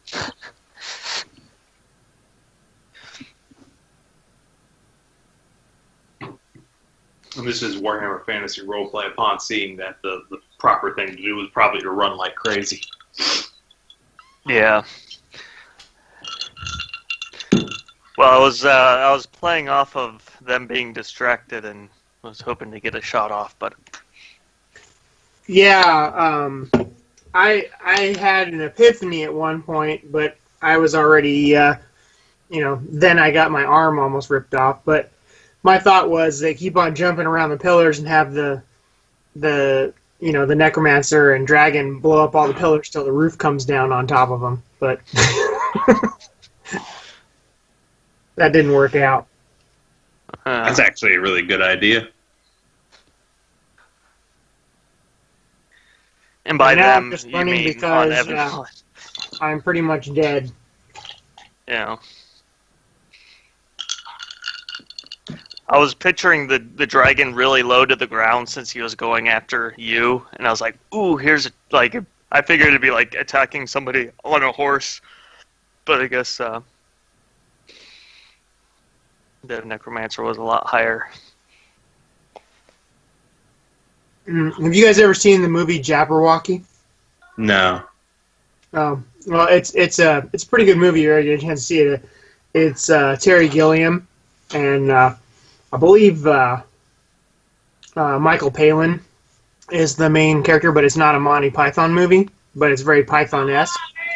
And the thing I was thinking of is in that he kills the Jabberwocky by cowering in sort of a fetal position in a ball, but he's holding a sword, so the sword is sticking up over his shoulder or something. So when the Jabberwock comes down to essentially devour him, it pokes its own eye out and dies. It's pretty funny. Well, so the first time when he started describing it sucking the air in, or trying to, that was my first thought is, that sounds like that's something that could potentially be taken advantage of, but I'm not really sure how. Yeah. Yeah, that, or it was okay, this is the turn where you dodge. Well, I thought that my Hail Mary shot there with a 12 was going to be, bang, zoom, done, but oh well. Yeah, that's what I was hoping. Mm-hmm. I was like, at least knock her off the dragon, and then... Mm-hmm. But yeah, the sort of the things that you were trying to do is I thought like maybe we might be able to do something with that, but yeah, sounds like no. That essentially there is no way to at our current state to really take this thing on effectively. Yeah, it was. Yeah, I kept thinking like, oh, the dragon keeps going after one person, and then when the necromancer. When he was saying, like, the necromancer's laughing at Leopold, I was like, okay, now they're both focused. That's perfect. They're both focused away from me. I should have, like, a free shot. But, I guess, I'm visualizing something slightly different than he is. So my...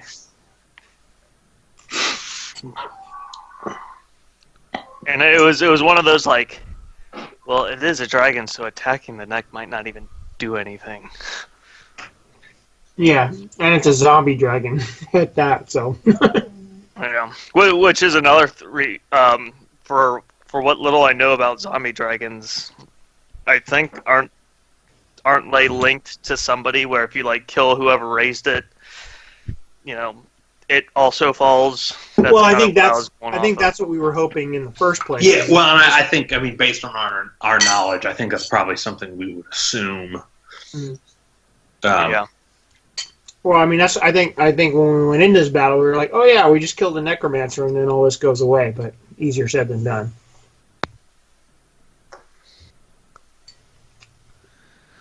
I'm back. All right. I've actually been listening to you the whole time. Just kidding, of course. Yeah. Oh, that's fine. We're just saying what we would have done if we were awesome. Oh, yeah, you are awesome. Let's be honest. You are awesome. Well, If everything Vincent in our head was awesome. What? Andy, come again? Yeah, I said Vincent was awesome. Oh, yeah.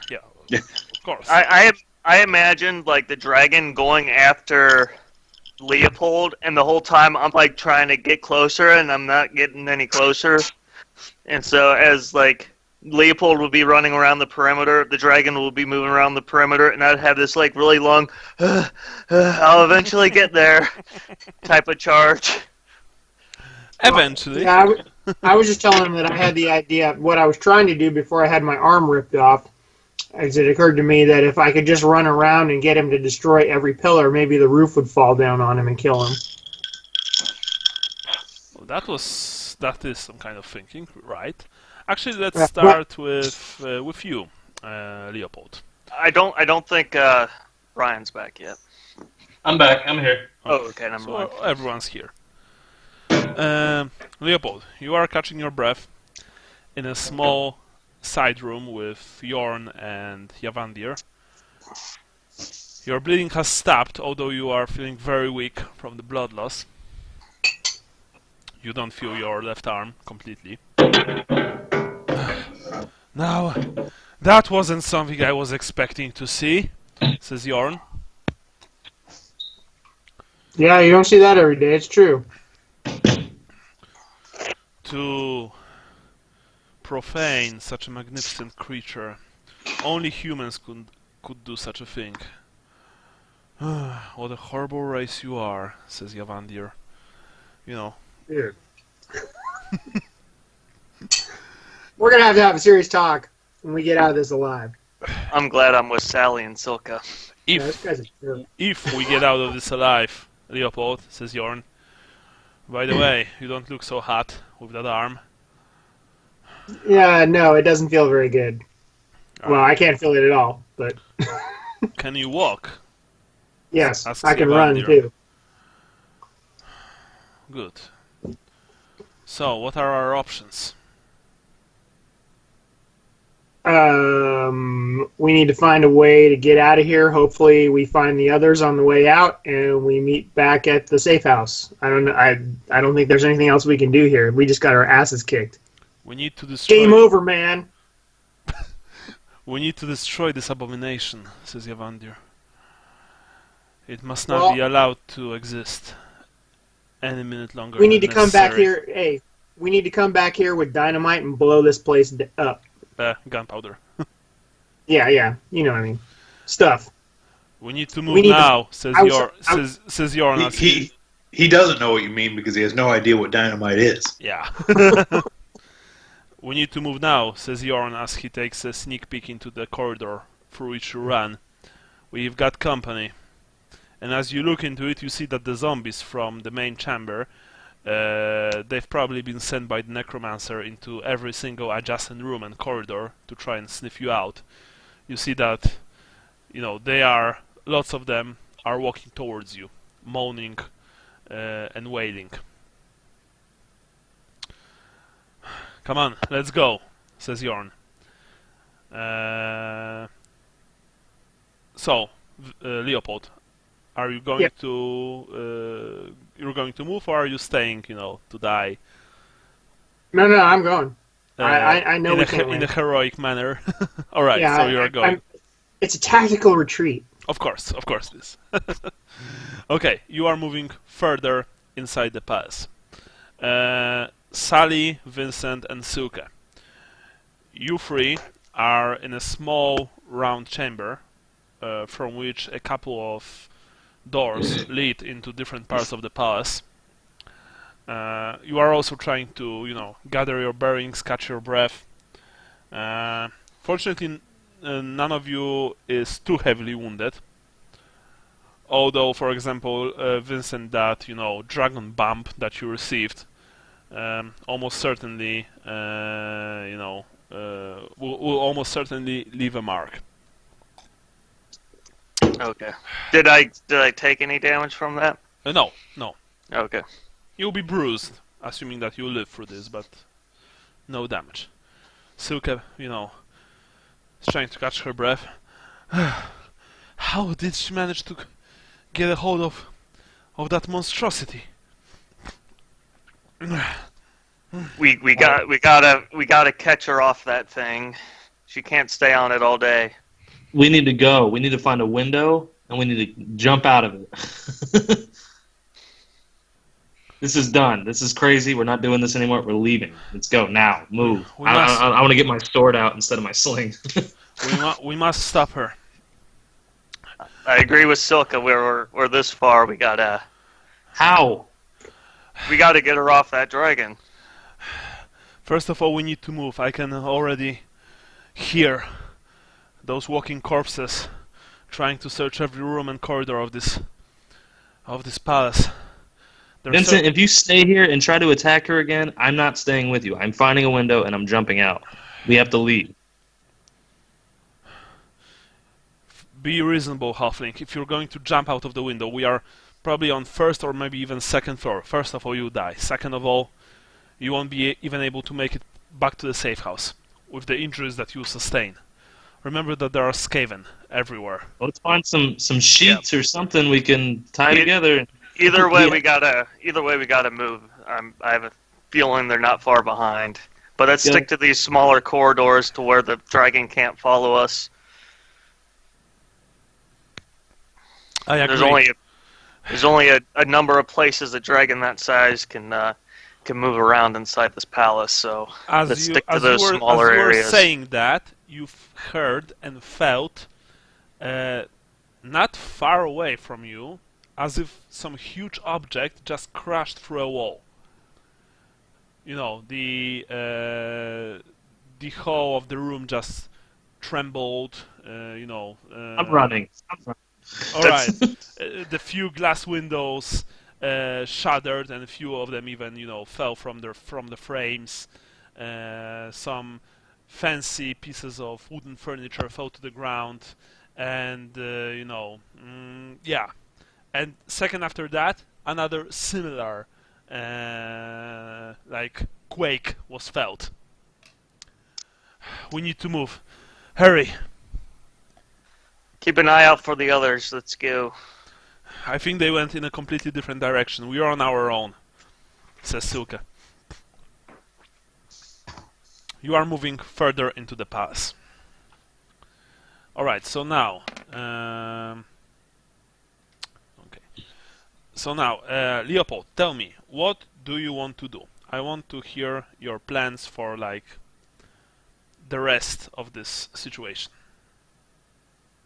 Okay, we are trying to keep moving away from the zombies and find a way out to get back to the safe house. That's all we're trying to do. Jorn is with you on this plan. Yavander is against. What does Yavandir want to do? Kill the dragon and the necromancer. He's saying something about, disrupting the natural balance and, stuff like that. Okay, look here, Yavandir. It's getting into his vibe, man. Listen here. You talk a lot, but I didn't see you hanging out there while we were trying to kill the dragon the first time. You ran through the door. Of course I wasn't, you Kaimon. You don't really know what this means. You were trying to defeat this monstrosity in the probably most stupidest way possible. How can you even hope to put a dent in this thing? We need to think tactically. We need to use our surroundings to our advantage. I was trying to do that when it ripped my arm off. So your arm is still in its place for now. Don't be such a baby. Okay. Okay, listen here, Yavandir. This is what we're going to do. We're going to get out of here, and get ourselves back together. I'm almost dead. I don't know about you guys. I'm fine, says Jorn. Although I've been better. Listen, we need to regroup. We need to get out of here. The time for killing this dragon right now is over. Let's go. I wish we could trade teammates right now because the two people with me want to fight it too. So.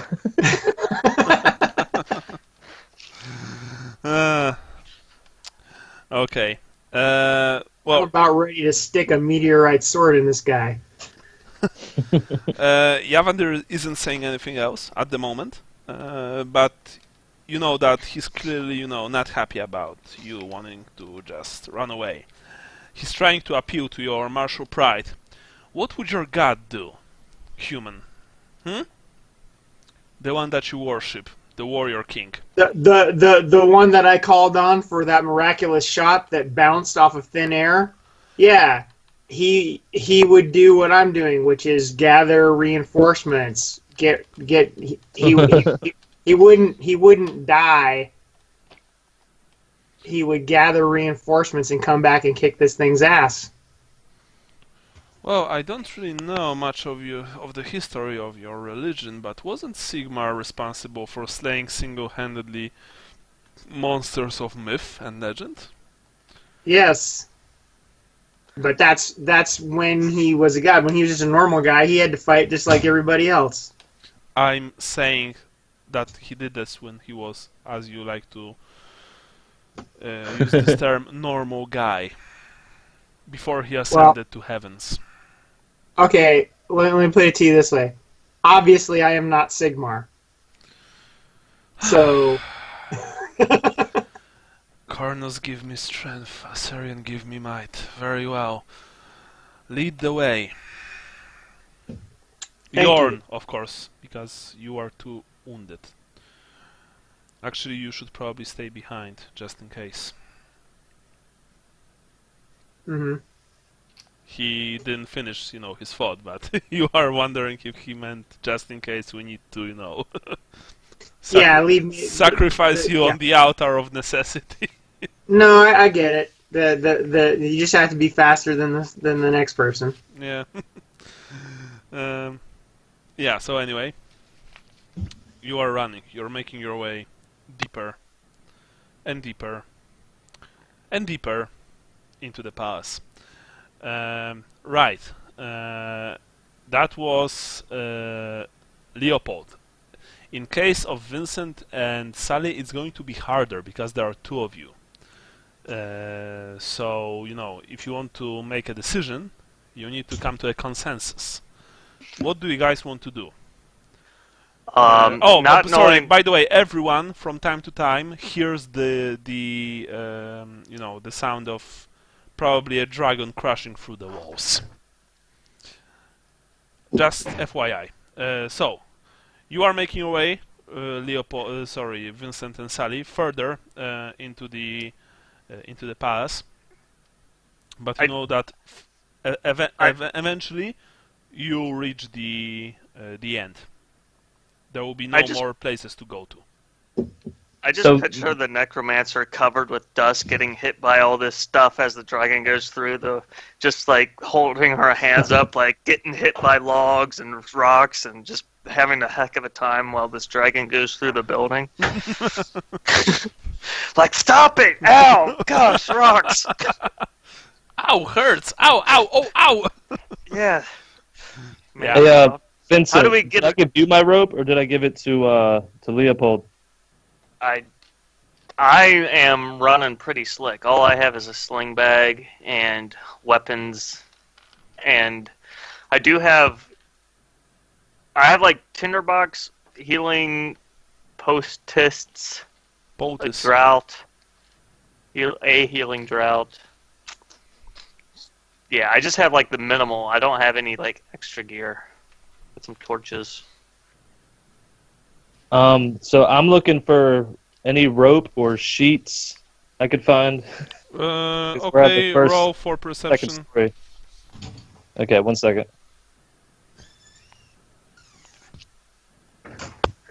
I want to ask Silka if she has any ideas on how to get that necromancer off the dragon. You guys are focused on all the wrong things. My comrades told me, those who fought in the past during the siege, that some of the Ratman's weapons left a lasting damage on few of the western and northernmost parts of the structure. I don't know, perhaps if we'll be able to lure the beast there, we might be able to use the terrain to our advantage.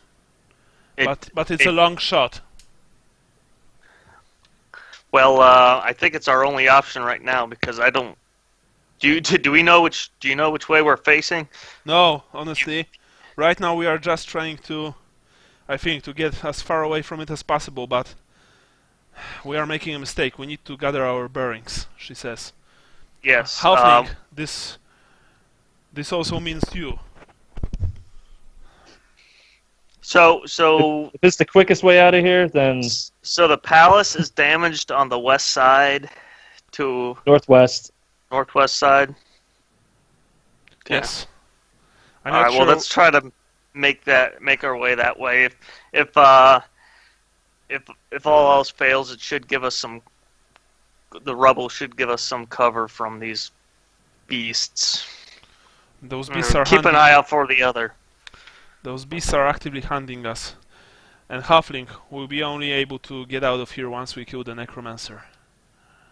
I want to try to.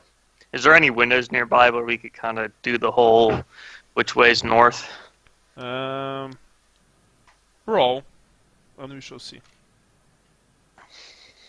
Just perception? Yeah. Okay. Okay, zombie fight time. No. Someone wants It's to... definitely this way. Lucas.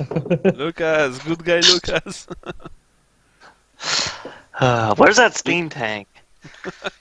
Yeah, I'm waiting for the steam tank to arrive so I can drive it over as soon as the valet pulls it around. Joke's on you. Actually, Jubal found... Vincent, I hate your ideas. He's on the roof waiting for a signal. It's like, I'm waiting for that signal, and then I'm going to bust right through this sunroof here. No, actually, it's Jubal Falk piloting the steam tank. He came to crash the whole thing on your heads. Yeah. I'm going to get you, Darius! He cries as he fires the main cannon and probably blows himself up. Because he tries to go forward and puts it in reverse and runs over a tent. I'm starting to think the valet is joyriding in it, to be quite honest. I thought you were going to say it's like a Tesla and you're on the waiting list for a steam. Yeah. Yeah. Okay. So Jason, Andy, are you going to give your last luck point to Jason because he rolled a batch? Yeah, he can have it. Alright, thank you. I'll try not to waste it. Don't botch again, at least. No. It's safe to Botch. botch, at least. You're trying to find... still lost. Yeah, you're trying to find a room with windows, but, hearing from time to time, and each time it's getting closer, actually, the horrible, sound of huge shape crashing through stone walls. How high up are we? It's hard to tell. A few times you went up, then you went down. You're not really sure. You're not By looking out the window? You're not in a room with windows. You're somewhere in the middle of a palace right now, and you're just trying to go as far away from the dragon and the zombies as possible. That's still my plan. Yeah. Okay. So now, so do you guys want to go to the northwestern part of the castle or not? That's the intention. So obviously, we don't know if we're going in the right direction or not. Yeah. So one of you now needs to roll for navigation. If you don't have navigation, then roll half the intelligence. Would Silka, because isn't she kind of the scout type of knightly order? Yes, but you are the heroes of this story. That's why I want you to run. Well, Vincent, this is your thing. I have an intelligence of 44, so... You're a lot smarter than me. Hence me wanting to stay. gonna kill this fucking dragon so I can go home. Yeah. Let's run right towards it, guys. And now I'm going to see. Well, that's not a bot, at least. Yeah. You have 3 more chances to find the northwestern part. Meanwhile, can I also roll, or is that just... yes. No, yeah, you can, but it goes from the whole, total tally, so to speak. Okay. Well, either one of you rolls. Let's say it like I'll that. try to give Sally a boost next time, if that's a thing. I can do that. I'm going to think about it. Okay. Meanwhile, Leopold. Yes. Are you going to choke that stupid elf by talking shit about you and your god, or are you going to find a way outside of the castle? I'm going to find a way out of the castle, and then I'll choke him out later. That's excellent plan, honestly. Trying to be cheap, getting out of here. Yeah. So, are you also aiming for a window, or are you just trying to get out? Right now I'm just trying to get out because I normally wouldn't. I would climb out a window, but because of the not being able to use my arm, I'm not so sure I can scale sheer surface very well anymore. Yeah, you won't be able to. Just FYI, right. It's you only have one arm that is working, right. So you know. Mm-hmm. Okay. So that's why I'm just trying to find a way out through normal means by walking. Okay, so you know what to do. It's navigation time. Okay. So half of my intelligence is 24. Excellent.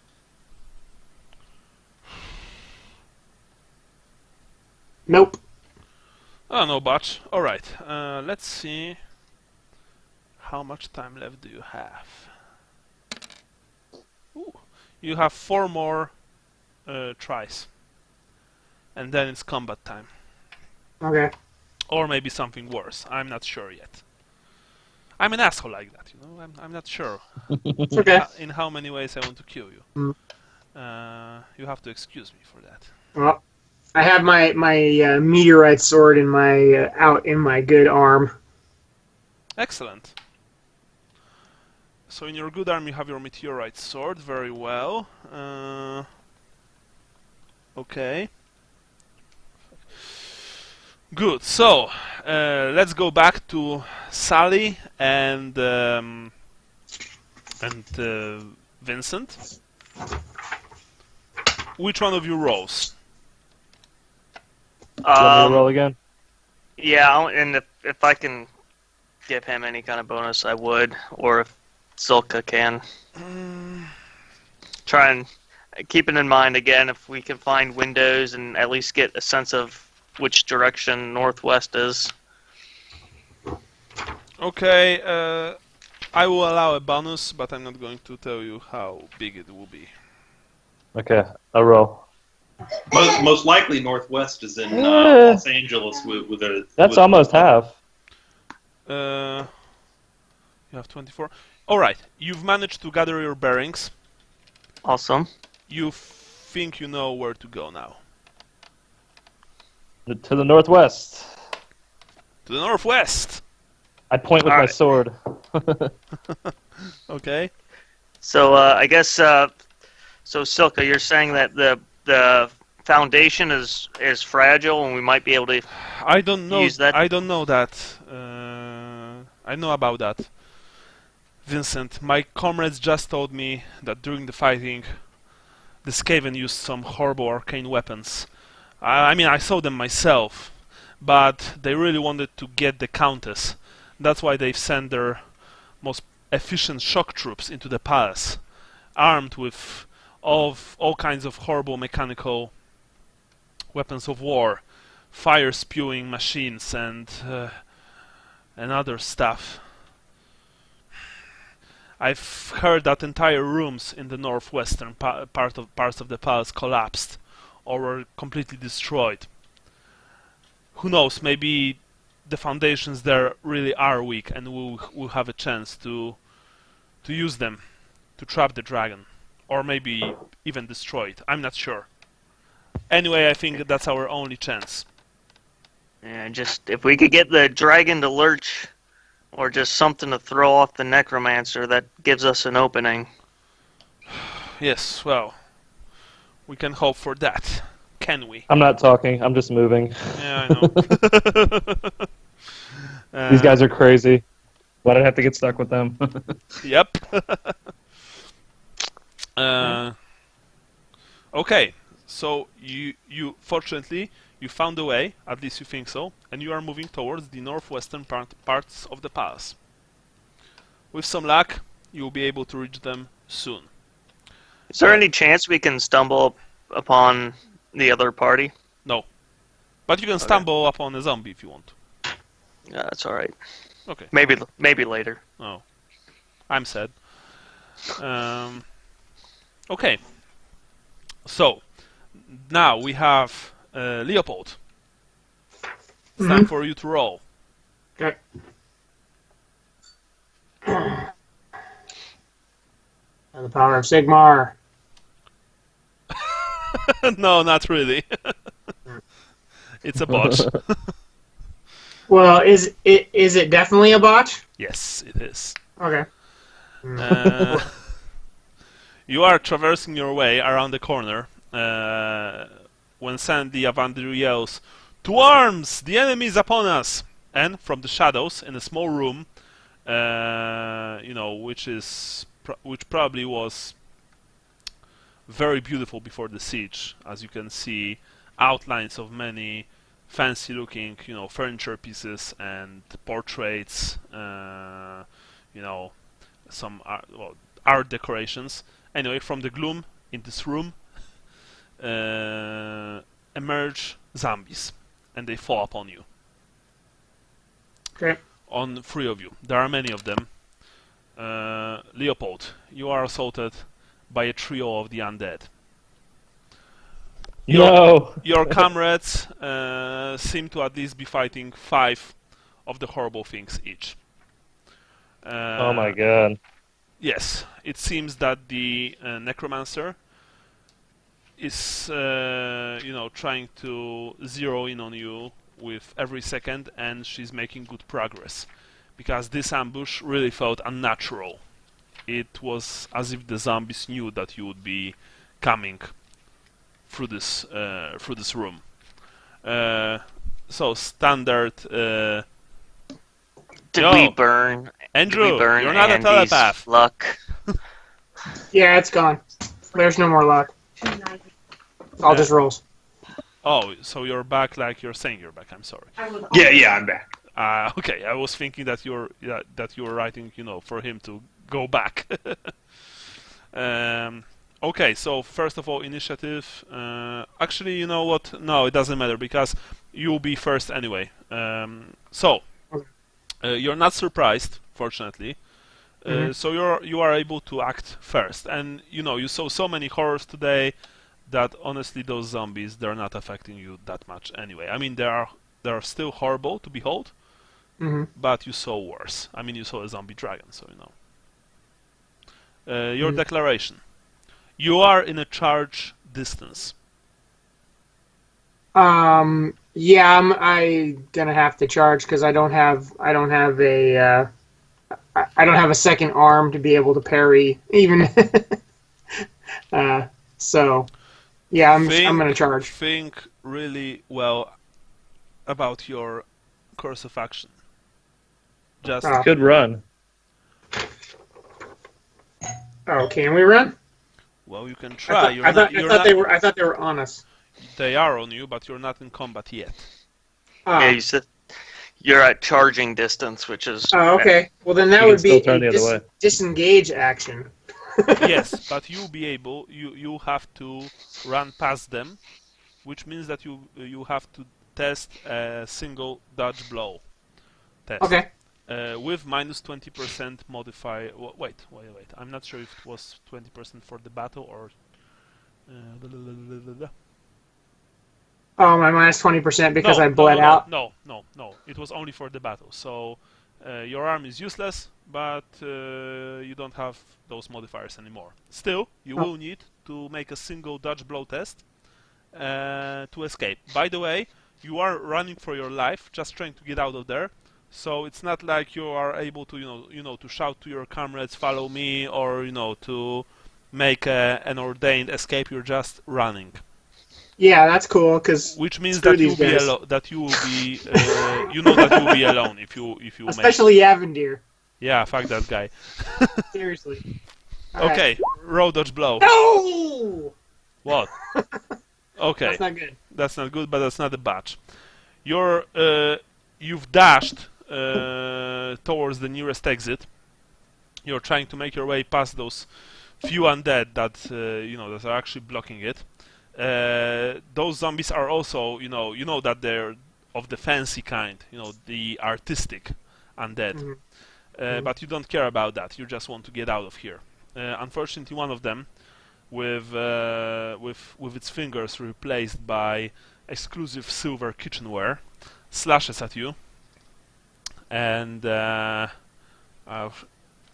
we shall see if you even hit.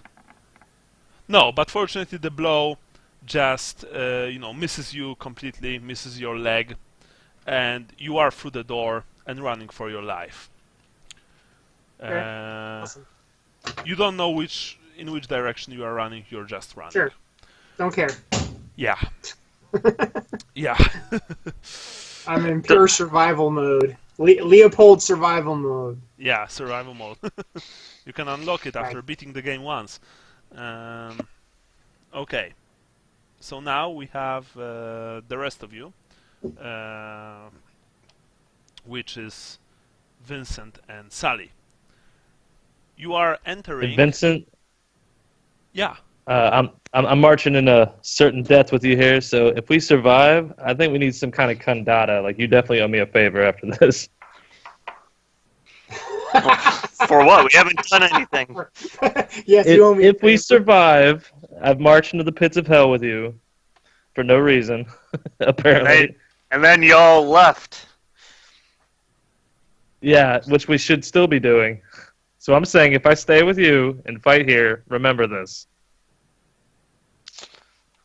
Well. As I'm still running. Yeah, some kind of nonsense, mutters Silka under her breath. Under her nose, sorry. I'm going to take a healing drought. How many HP do you have? I have 9 wounds left out of 13, so I'm still pretty good. Yeah. Oh, wow, you're just being an asshole then. I have 2. What? Well, it's like if I'm dying of thirst and you're fine and you're like, oh, this water's so good. Well, you have 2. I've got 1, so use them. No, mine broke, remember? Oh. Did they? I thought your healing drugs were okay. Is your brandy and your salve that Yeah. Oh.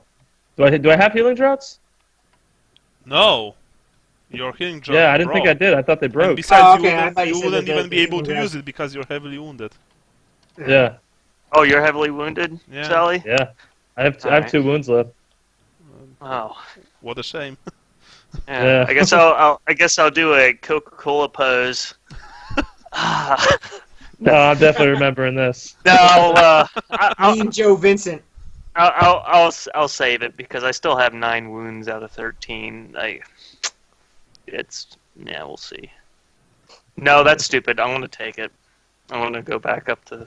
It's +4, right? Yeah. I could do that while on the move. Yeah. You essentially, you are jogging through the pass. You've chugged down the healing draught.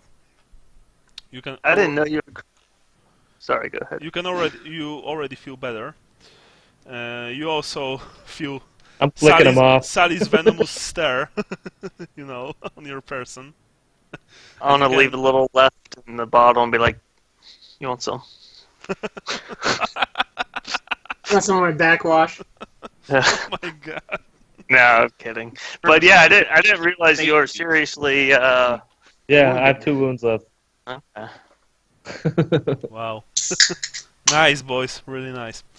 Yeah. Well, so. I would have honestly offered it to him, but it would have been a waste at that point. So. Of course. Besides, he's a foreigner, and I'm an imperial. So. Person Italian under my breath. Yes. I presume you do. You kind of boon after this. I'm just like, uh-huh. Yeah, whatever. Yeah. Mm-hmm. Oh, yes, horrible. Yeah. Throw the bottle in the corner. You eventually reach. You've eventually reached a part of a palace that's seen some battle. You see, damage scars on the walls, bullet holes, splashes of blood. No bodies, though. But the further you go into the into this part of the mansion, the more you see that here indeed was men and rats died in a cataclysmic apocalyptic battle. And just as Silke said, you are passing through rooms that don't have in which one wall is not standing anymore, or which had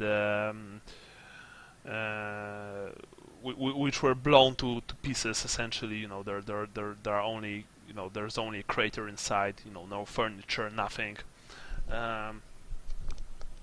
You are walking through corridors which are half strewn with rubble, and few times you actually needed to take a detour because the rooms or corridors were completely destroyed. I mean, collapsed, essentially. Eventually, you've reached a huge chamber, similar to the one in which you first encountered the zombie dragon. And you know that this chamber before the war was where the Countess, and before her the Elector Count himself, allowed audiences. Because you see that there's a plinth in the middle with a throne which has been destroyed. I mean, there are only pieces of it laying around. But there are also remains of paintings on the wall, showing probably the previous Elector Counts, or maybe great heroes from Talabheim and Talabheim. There are piles of rubble everywhere. The few columns remaining are looking tenuous at best, and you can still smell, after all these days or even weeks, the smell of spilled blood here. "This is it," says Silke. "This is where the final battle took place, the final battle for the mansion. This is where Countess took her shelter, where her men took their last stand. I know it, I can feel it." Are there any long drapes or curtains or anything we might be able to use as a way to climb actually, out of one of these windows? I mean, fortunately, the windows are. It's very cold here, because the high windows have all been smashed. So the chill wind, is howling through those destroyed, smashed windows. There are there are pieces of drapes. The shreds. The drapes have been shredded or burned. You could probably find enough pieces to create a rope of some sorts, but you don't know how much time do you have, especially since for some time now, when you've heard the wall crashing, noises, you've noticed that they were getting closer and closer. So Sally's eyebrow twitching, spider sense is activating. Oh yeah, you have 6th sense, right? Yeah, I do. Well, it's been active ever since you've entered the dimension, actually. What do we do when it gets here? Because it's coming. Fight. Yeah, I'm looking around for any way to. We just can't fight it. We need to have some kind of plan. Is there any ways? Like I'm looking around the walls to see if there's any integrity issues. But then again, we don't have any explosives or anything. Is there any escaping equipment left behind? Roll for perception. Ooh. Are we all? There you go. Yeah. Okay. Brian, in a heap of rubble to your left, you saw something gleaming and metallic protruding from under the rocks. I dust it off to see what it is. It's a cylinder. A cylinder made.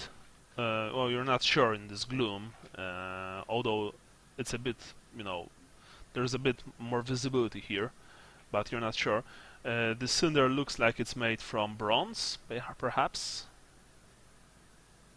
You're not really sure. I think I found something. There's a leather hose coming from one side of the cylinder, although it's been torn. And from inside, from this hose, comes a very strong chemical smell. What is it? Asks Silka. I think it's a vacuum cleaner. Let's move it in front of the door so the dragon steps on it. Well, do you know what it is? It looks like one of those things that the Skaven had on their backs. Something that they'd use to power their guns. I mean, like, out of character, we don't know how to work it. We just know that it's probably combustible or dangerous, honestly, right? for each of you, this is almost like techno magic. Yeah, but we've seen it used to power weapons, right? Like, we at least know it's... Like, to me, if it's used to power those we Gatling know it's guns, explosive, right? Well, Hello? but how do we make it work? well, No, like that's what I'm saying. I don't think we could figure out how to make it work, but we know that it's under a lot of pressure. No, you don't know that. You don't even know the concept of pressure in a weapon. yeah. You are not an engineer. You are a Okay, halfling from Tailia who used to be a criminal. You know, I've heard stories from Nuln where a bullet or a ricochet off of a barrel of gunpowder would make it explode. I wonder if this is something similar. We've seen it on the backs of their weapons, right? Roll for intelligence if you actually heard about that, because Yeah, that's a bit of a stretch, honestly. Well, it's known. You know, you work in the tavern, you hear things. Yeah, you hear, like, for example... No, I guess not. Yeah, no, you really didn't hear about this. Trying to get my birthplace in there somehow. Your birthplace is Visenland, not known. Is there a valve or anything on it that turns it on? You know what a valve is? No, but Yeah, is there a lever or anything? Well, Can we make a valve? A valve is what's on a beer tap. we could shoot it. Oh, yeah. Let me say it like that. There are some Not now. protruding things from it. Like, I'm thinking we treat it like we would, you know, a Molotov or a barrel of gunpowder or a lantern.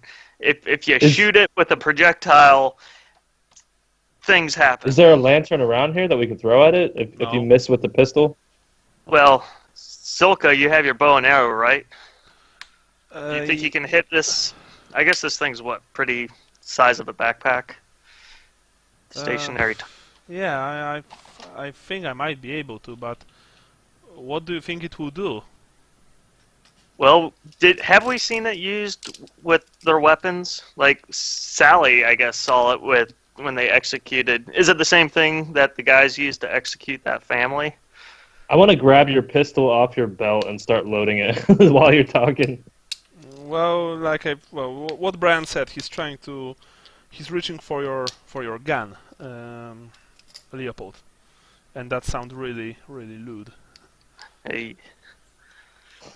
Yeah, if he asks for it, I'm just going to hand it to him. I'm just getting it ready in case that is our only plan, is to shoot this thing.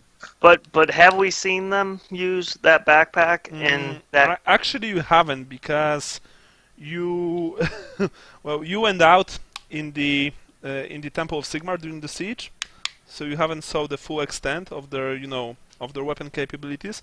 But you've heard from the resistance fighters that the Skaven were indeed using some kind of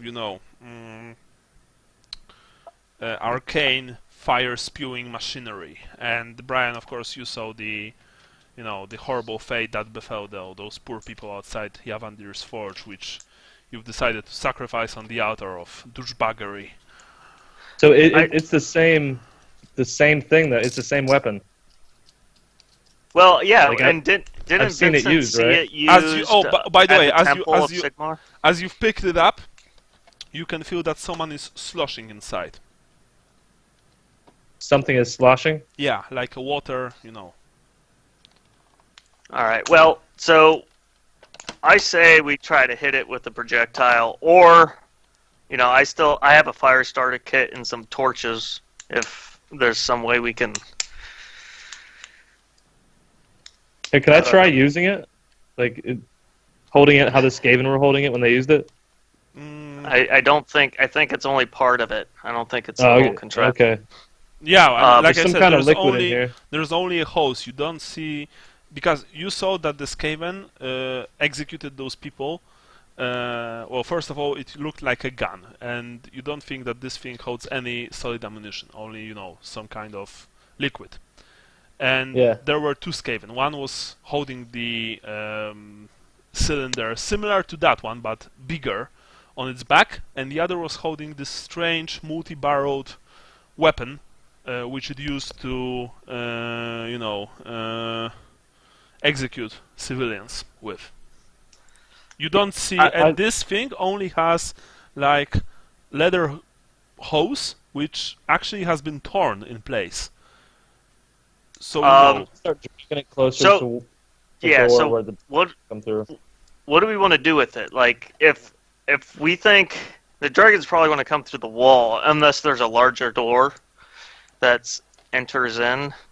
But like, we can either try shooting it, we can try putting it on top of the throne and light a fire underneath to where if the dragon comes. I'm going to take a leak. Now think very carefully what you want to do with that. You won't need to make any rolls. I want you just to use your imagination. I'll be back in a second. So I want to treat this like it's either gunpowder or lamp oil. Yeah. Well, then I want to treat it like lamp oil, where like if it was on a pedestal and we took some of these drapes down and just lit a fire in a ring around the pedestal and the dragon comes crashing through, I would imagine it would fall into the fire. Then something will happen. I think we should put it in front of the door we think the dragon's going to come through. So either he steps on it and something happens, or we could shoot it and something happens. And those are only is there a place you can get up high and drop it? Maybe. I have an idea though. Something. If we probably have enough cloth to create a rope to where if we don't want to risk shooting it, when it comes, we can pull it off of a ledge into. I don't think we have time for rope at this point. Like, we just have time to move it somewhere and get ready. Well, maybe if there's curtain strings, which will probably be pretty long. But yeah, like I feel like if we have something static to where like there's a fire, it's on the bench just above the fire. If we pull this, it's like a 95% chance it's going to land into the fire versus rolling to shoot something from far away. I think if we can have a very solid, very reliable detonation system. The backup plan is to just drag it where we think the dragon's going to go and hope it steps on it or shoot it. That's the backup plan, I think. Yes. do we want to see if we can use it to collapse a section of the building? But then again, he's going through the walls, so I don't know if having the ceiling fall on it is really going to be a concern. Like, if we can have it go off and then concuss it to the point where we could take advantage of it, or knock the necromancer off, and then we can run up to the necromancer and stab. But yeah, I think we ought to just try. I think the point of attack is right under the door. Yeah, we can move it there. If we have time, maybe we can tie a string and just in case we miss, we could still try shooting it. But if we miss the shot, then maybe we can pull it into a lit fire. See if we can leak some out as well. Maybe we can have a little trail. Mm-hmm. Yeah. Yeah. But yeah, I just want something more reliable than trying to shoot it from afar. Or if you leak it out, you're making your target bigger anyway. You know what I mean? Yeah, it's then, you know, I still have a fire starter kit and I have 2 torches. So I'm going to kind of get those out and put them on the table. There's no table here. Well, yeah. Hypothetical. So Silka goes and lights a torch just in case. Yeah, we drag the thing over to the door, poke a hole in it or something. And you get ready with the pistol, she gets ready with the torch, and then we just hope for the best. Yeah.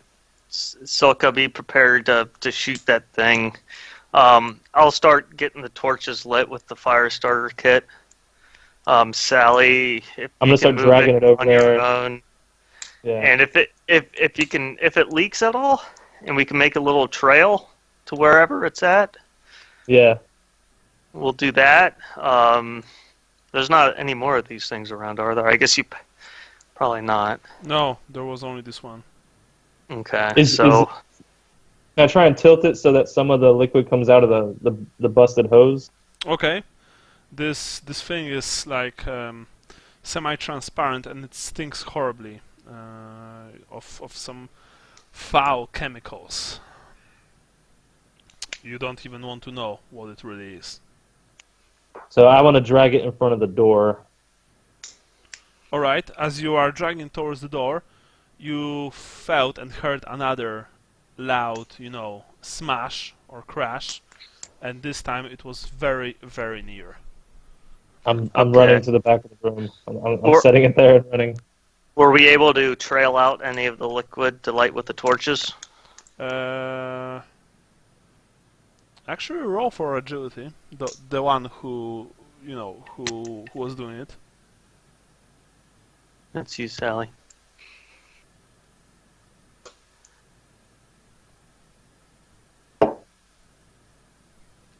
Looks good to me. All right.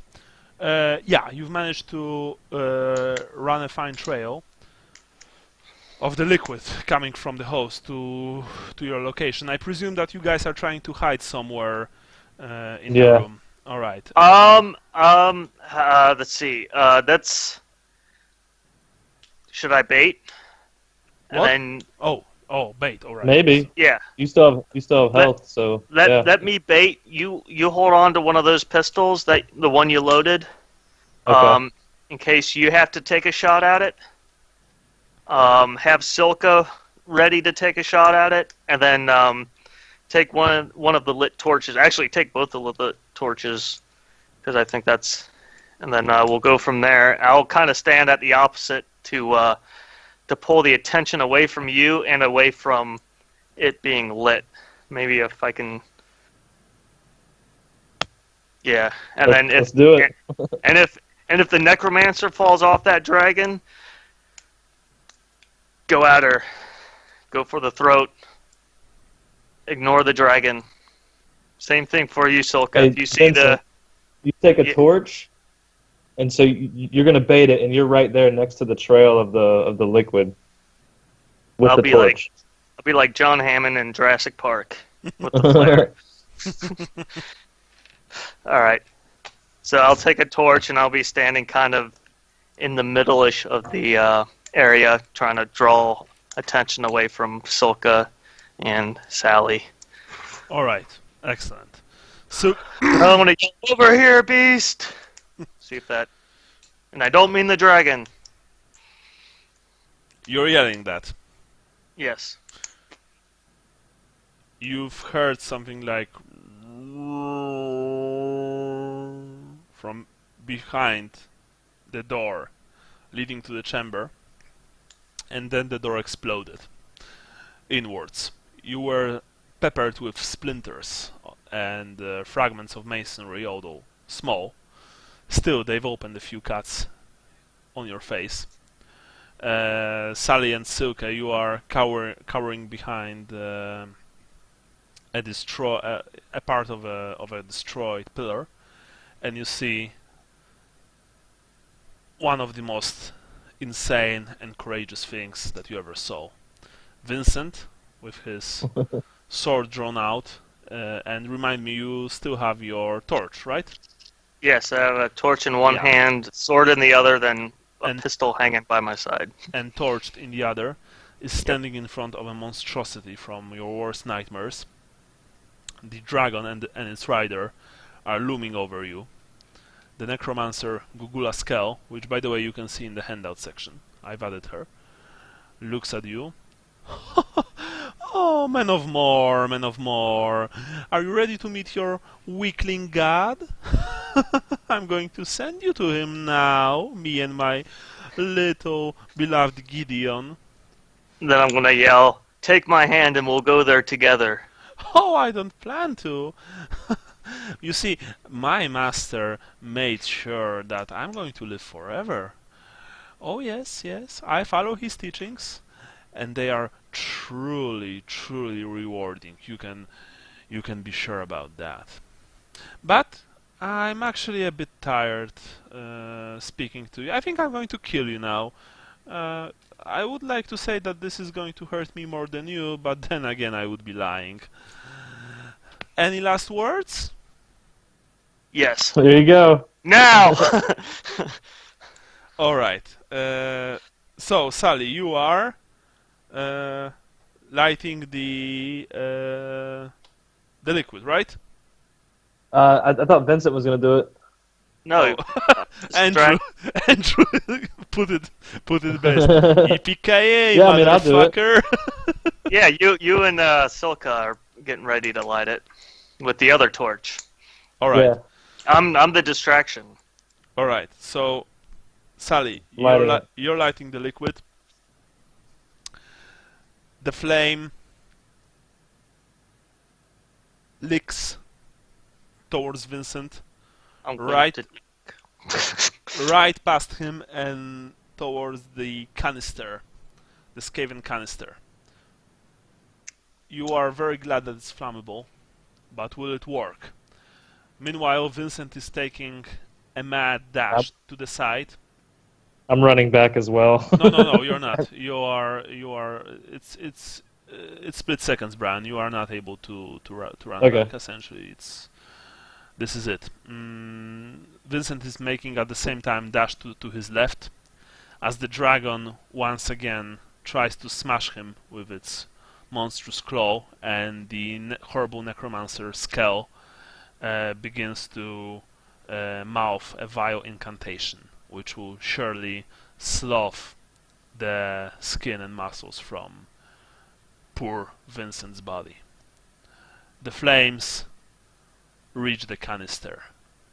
There's a spark. But the effects will have to wait. For today, this is Sweet. it. Alright. That was it. Well, just so you Well know, said. I was at that campfire. I spent the whole time telling stories about Tal, as well as regaling people with the stories of my life as a young Talabheim. Alright. Sounds good. Yeah, Sounds good. yeah. And keeping the beds of all the soldiers warm. Yeah.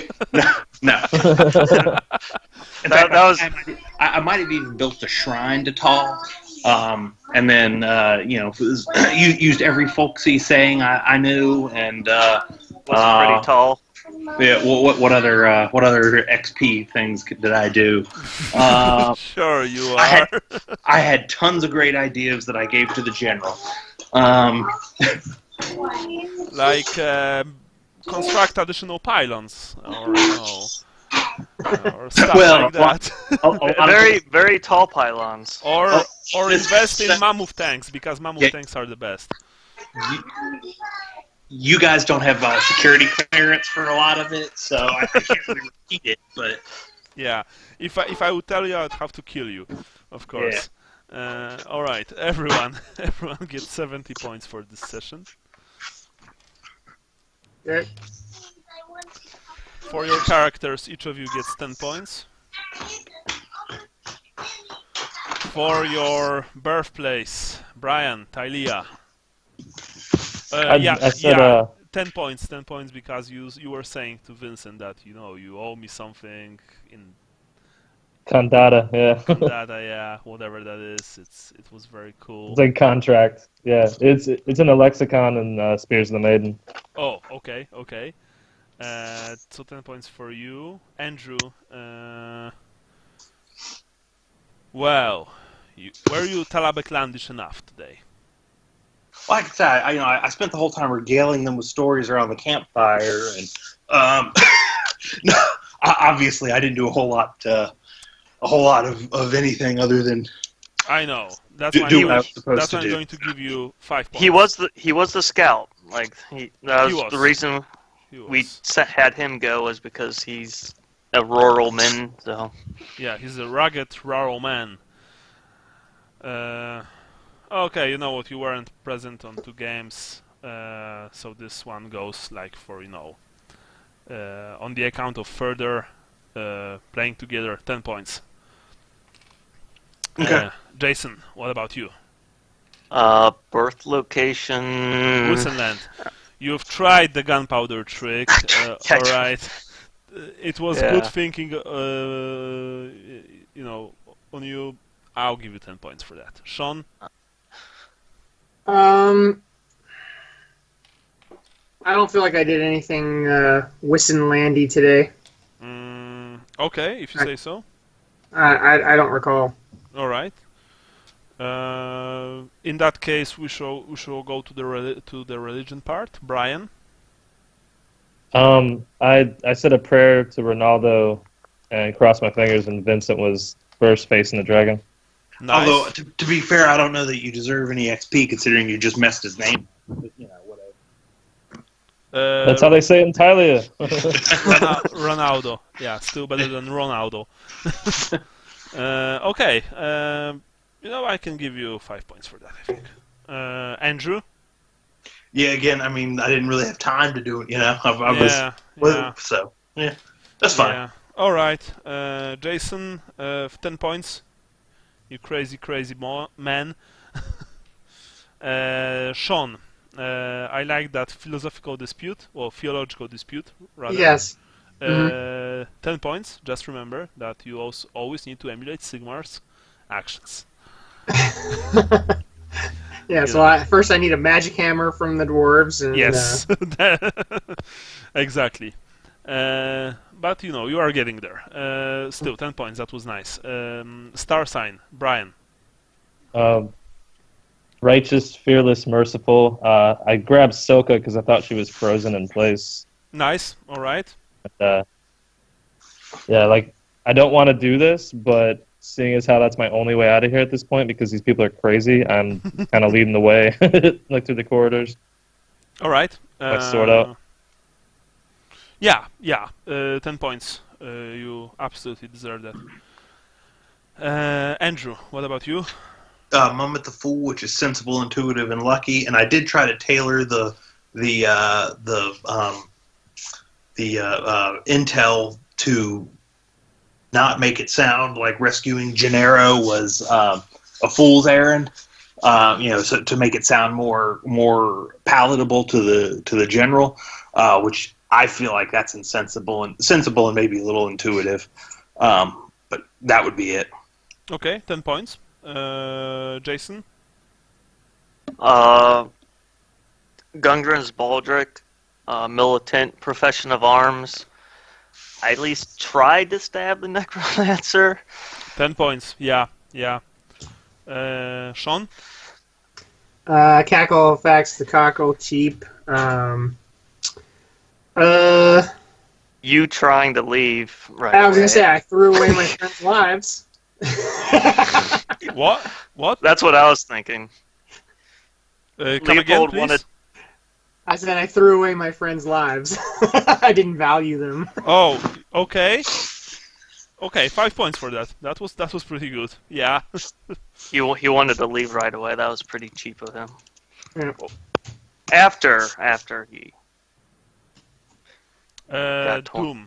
Doom, Brian. The blind maiden shall weigh thy soul. I think I did everything the opposite of that today. You're saying? Really? Yeah, I don't think yeah.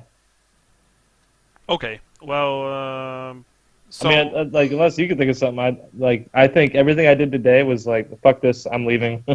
yeah, okay. So, Andrew, what about you? The sword shall bring no justice, only suffering. Again, I mean, it didn't really come up. So, Right. not that I can think of. So, Jason? The tiniest of Tal's children will feast upon thy gut. I don't really have anything, except for maybe the fact that I'm not facing Skaven. I have, I guess, more of a false sense of security. Mm-hmm. But that's all I can think of. All right. Sean? Hourglass shatters before thy last grain falls. I was trying to get the dragon to shatter the pillars, but I don't know if that has anything to do with it. Yeah, well. Okay, so 5 points for Brian for his halfling, and that's it for today. Okay.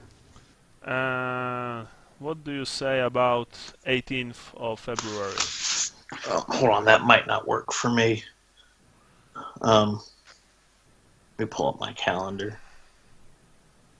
If I can find it. Yeah.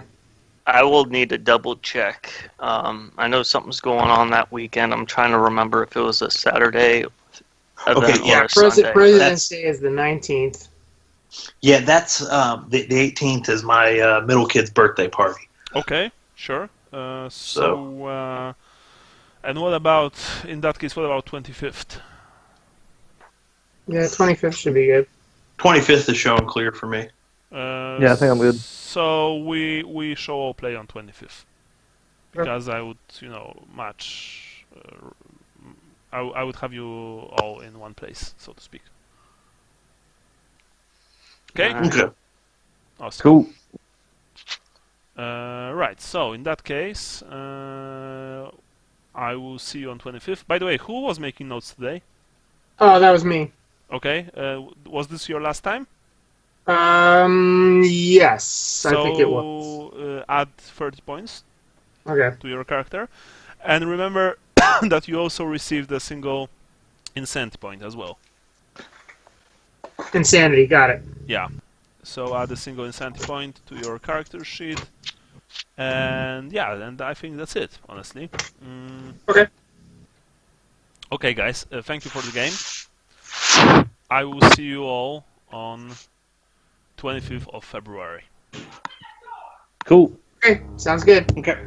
All right. That's Catch you it. later, guys. I gotta run to track, so I'll just sign off now. Right. All right. Bye, See ya. guys. Bye. Bye. Later.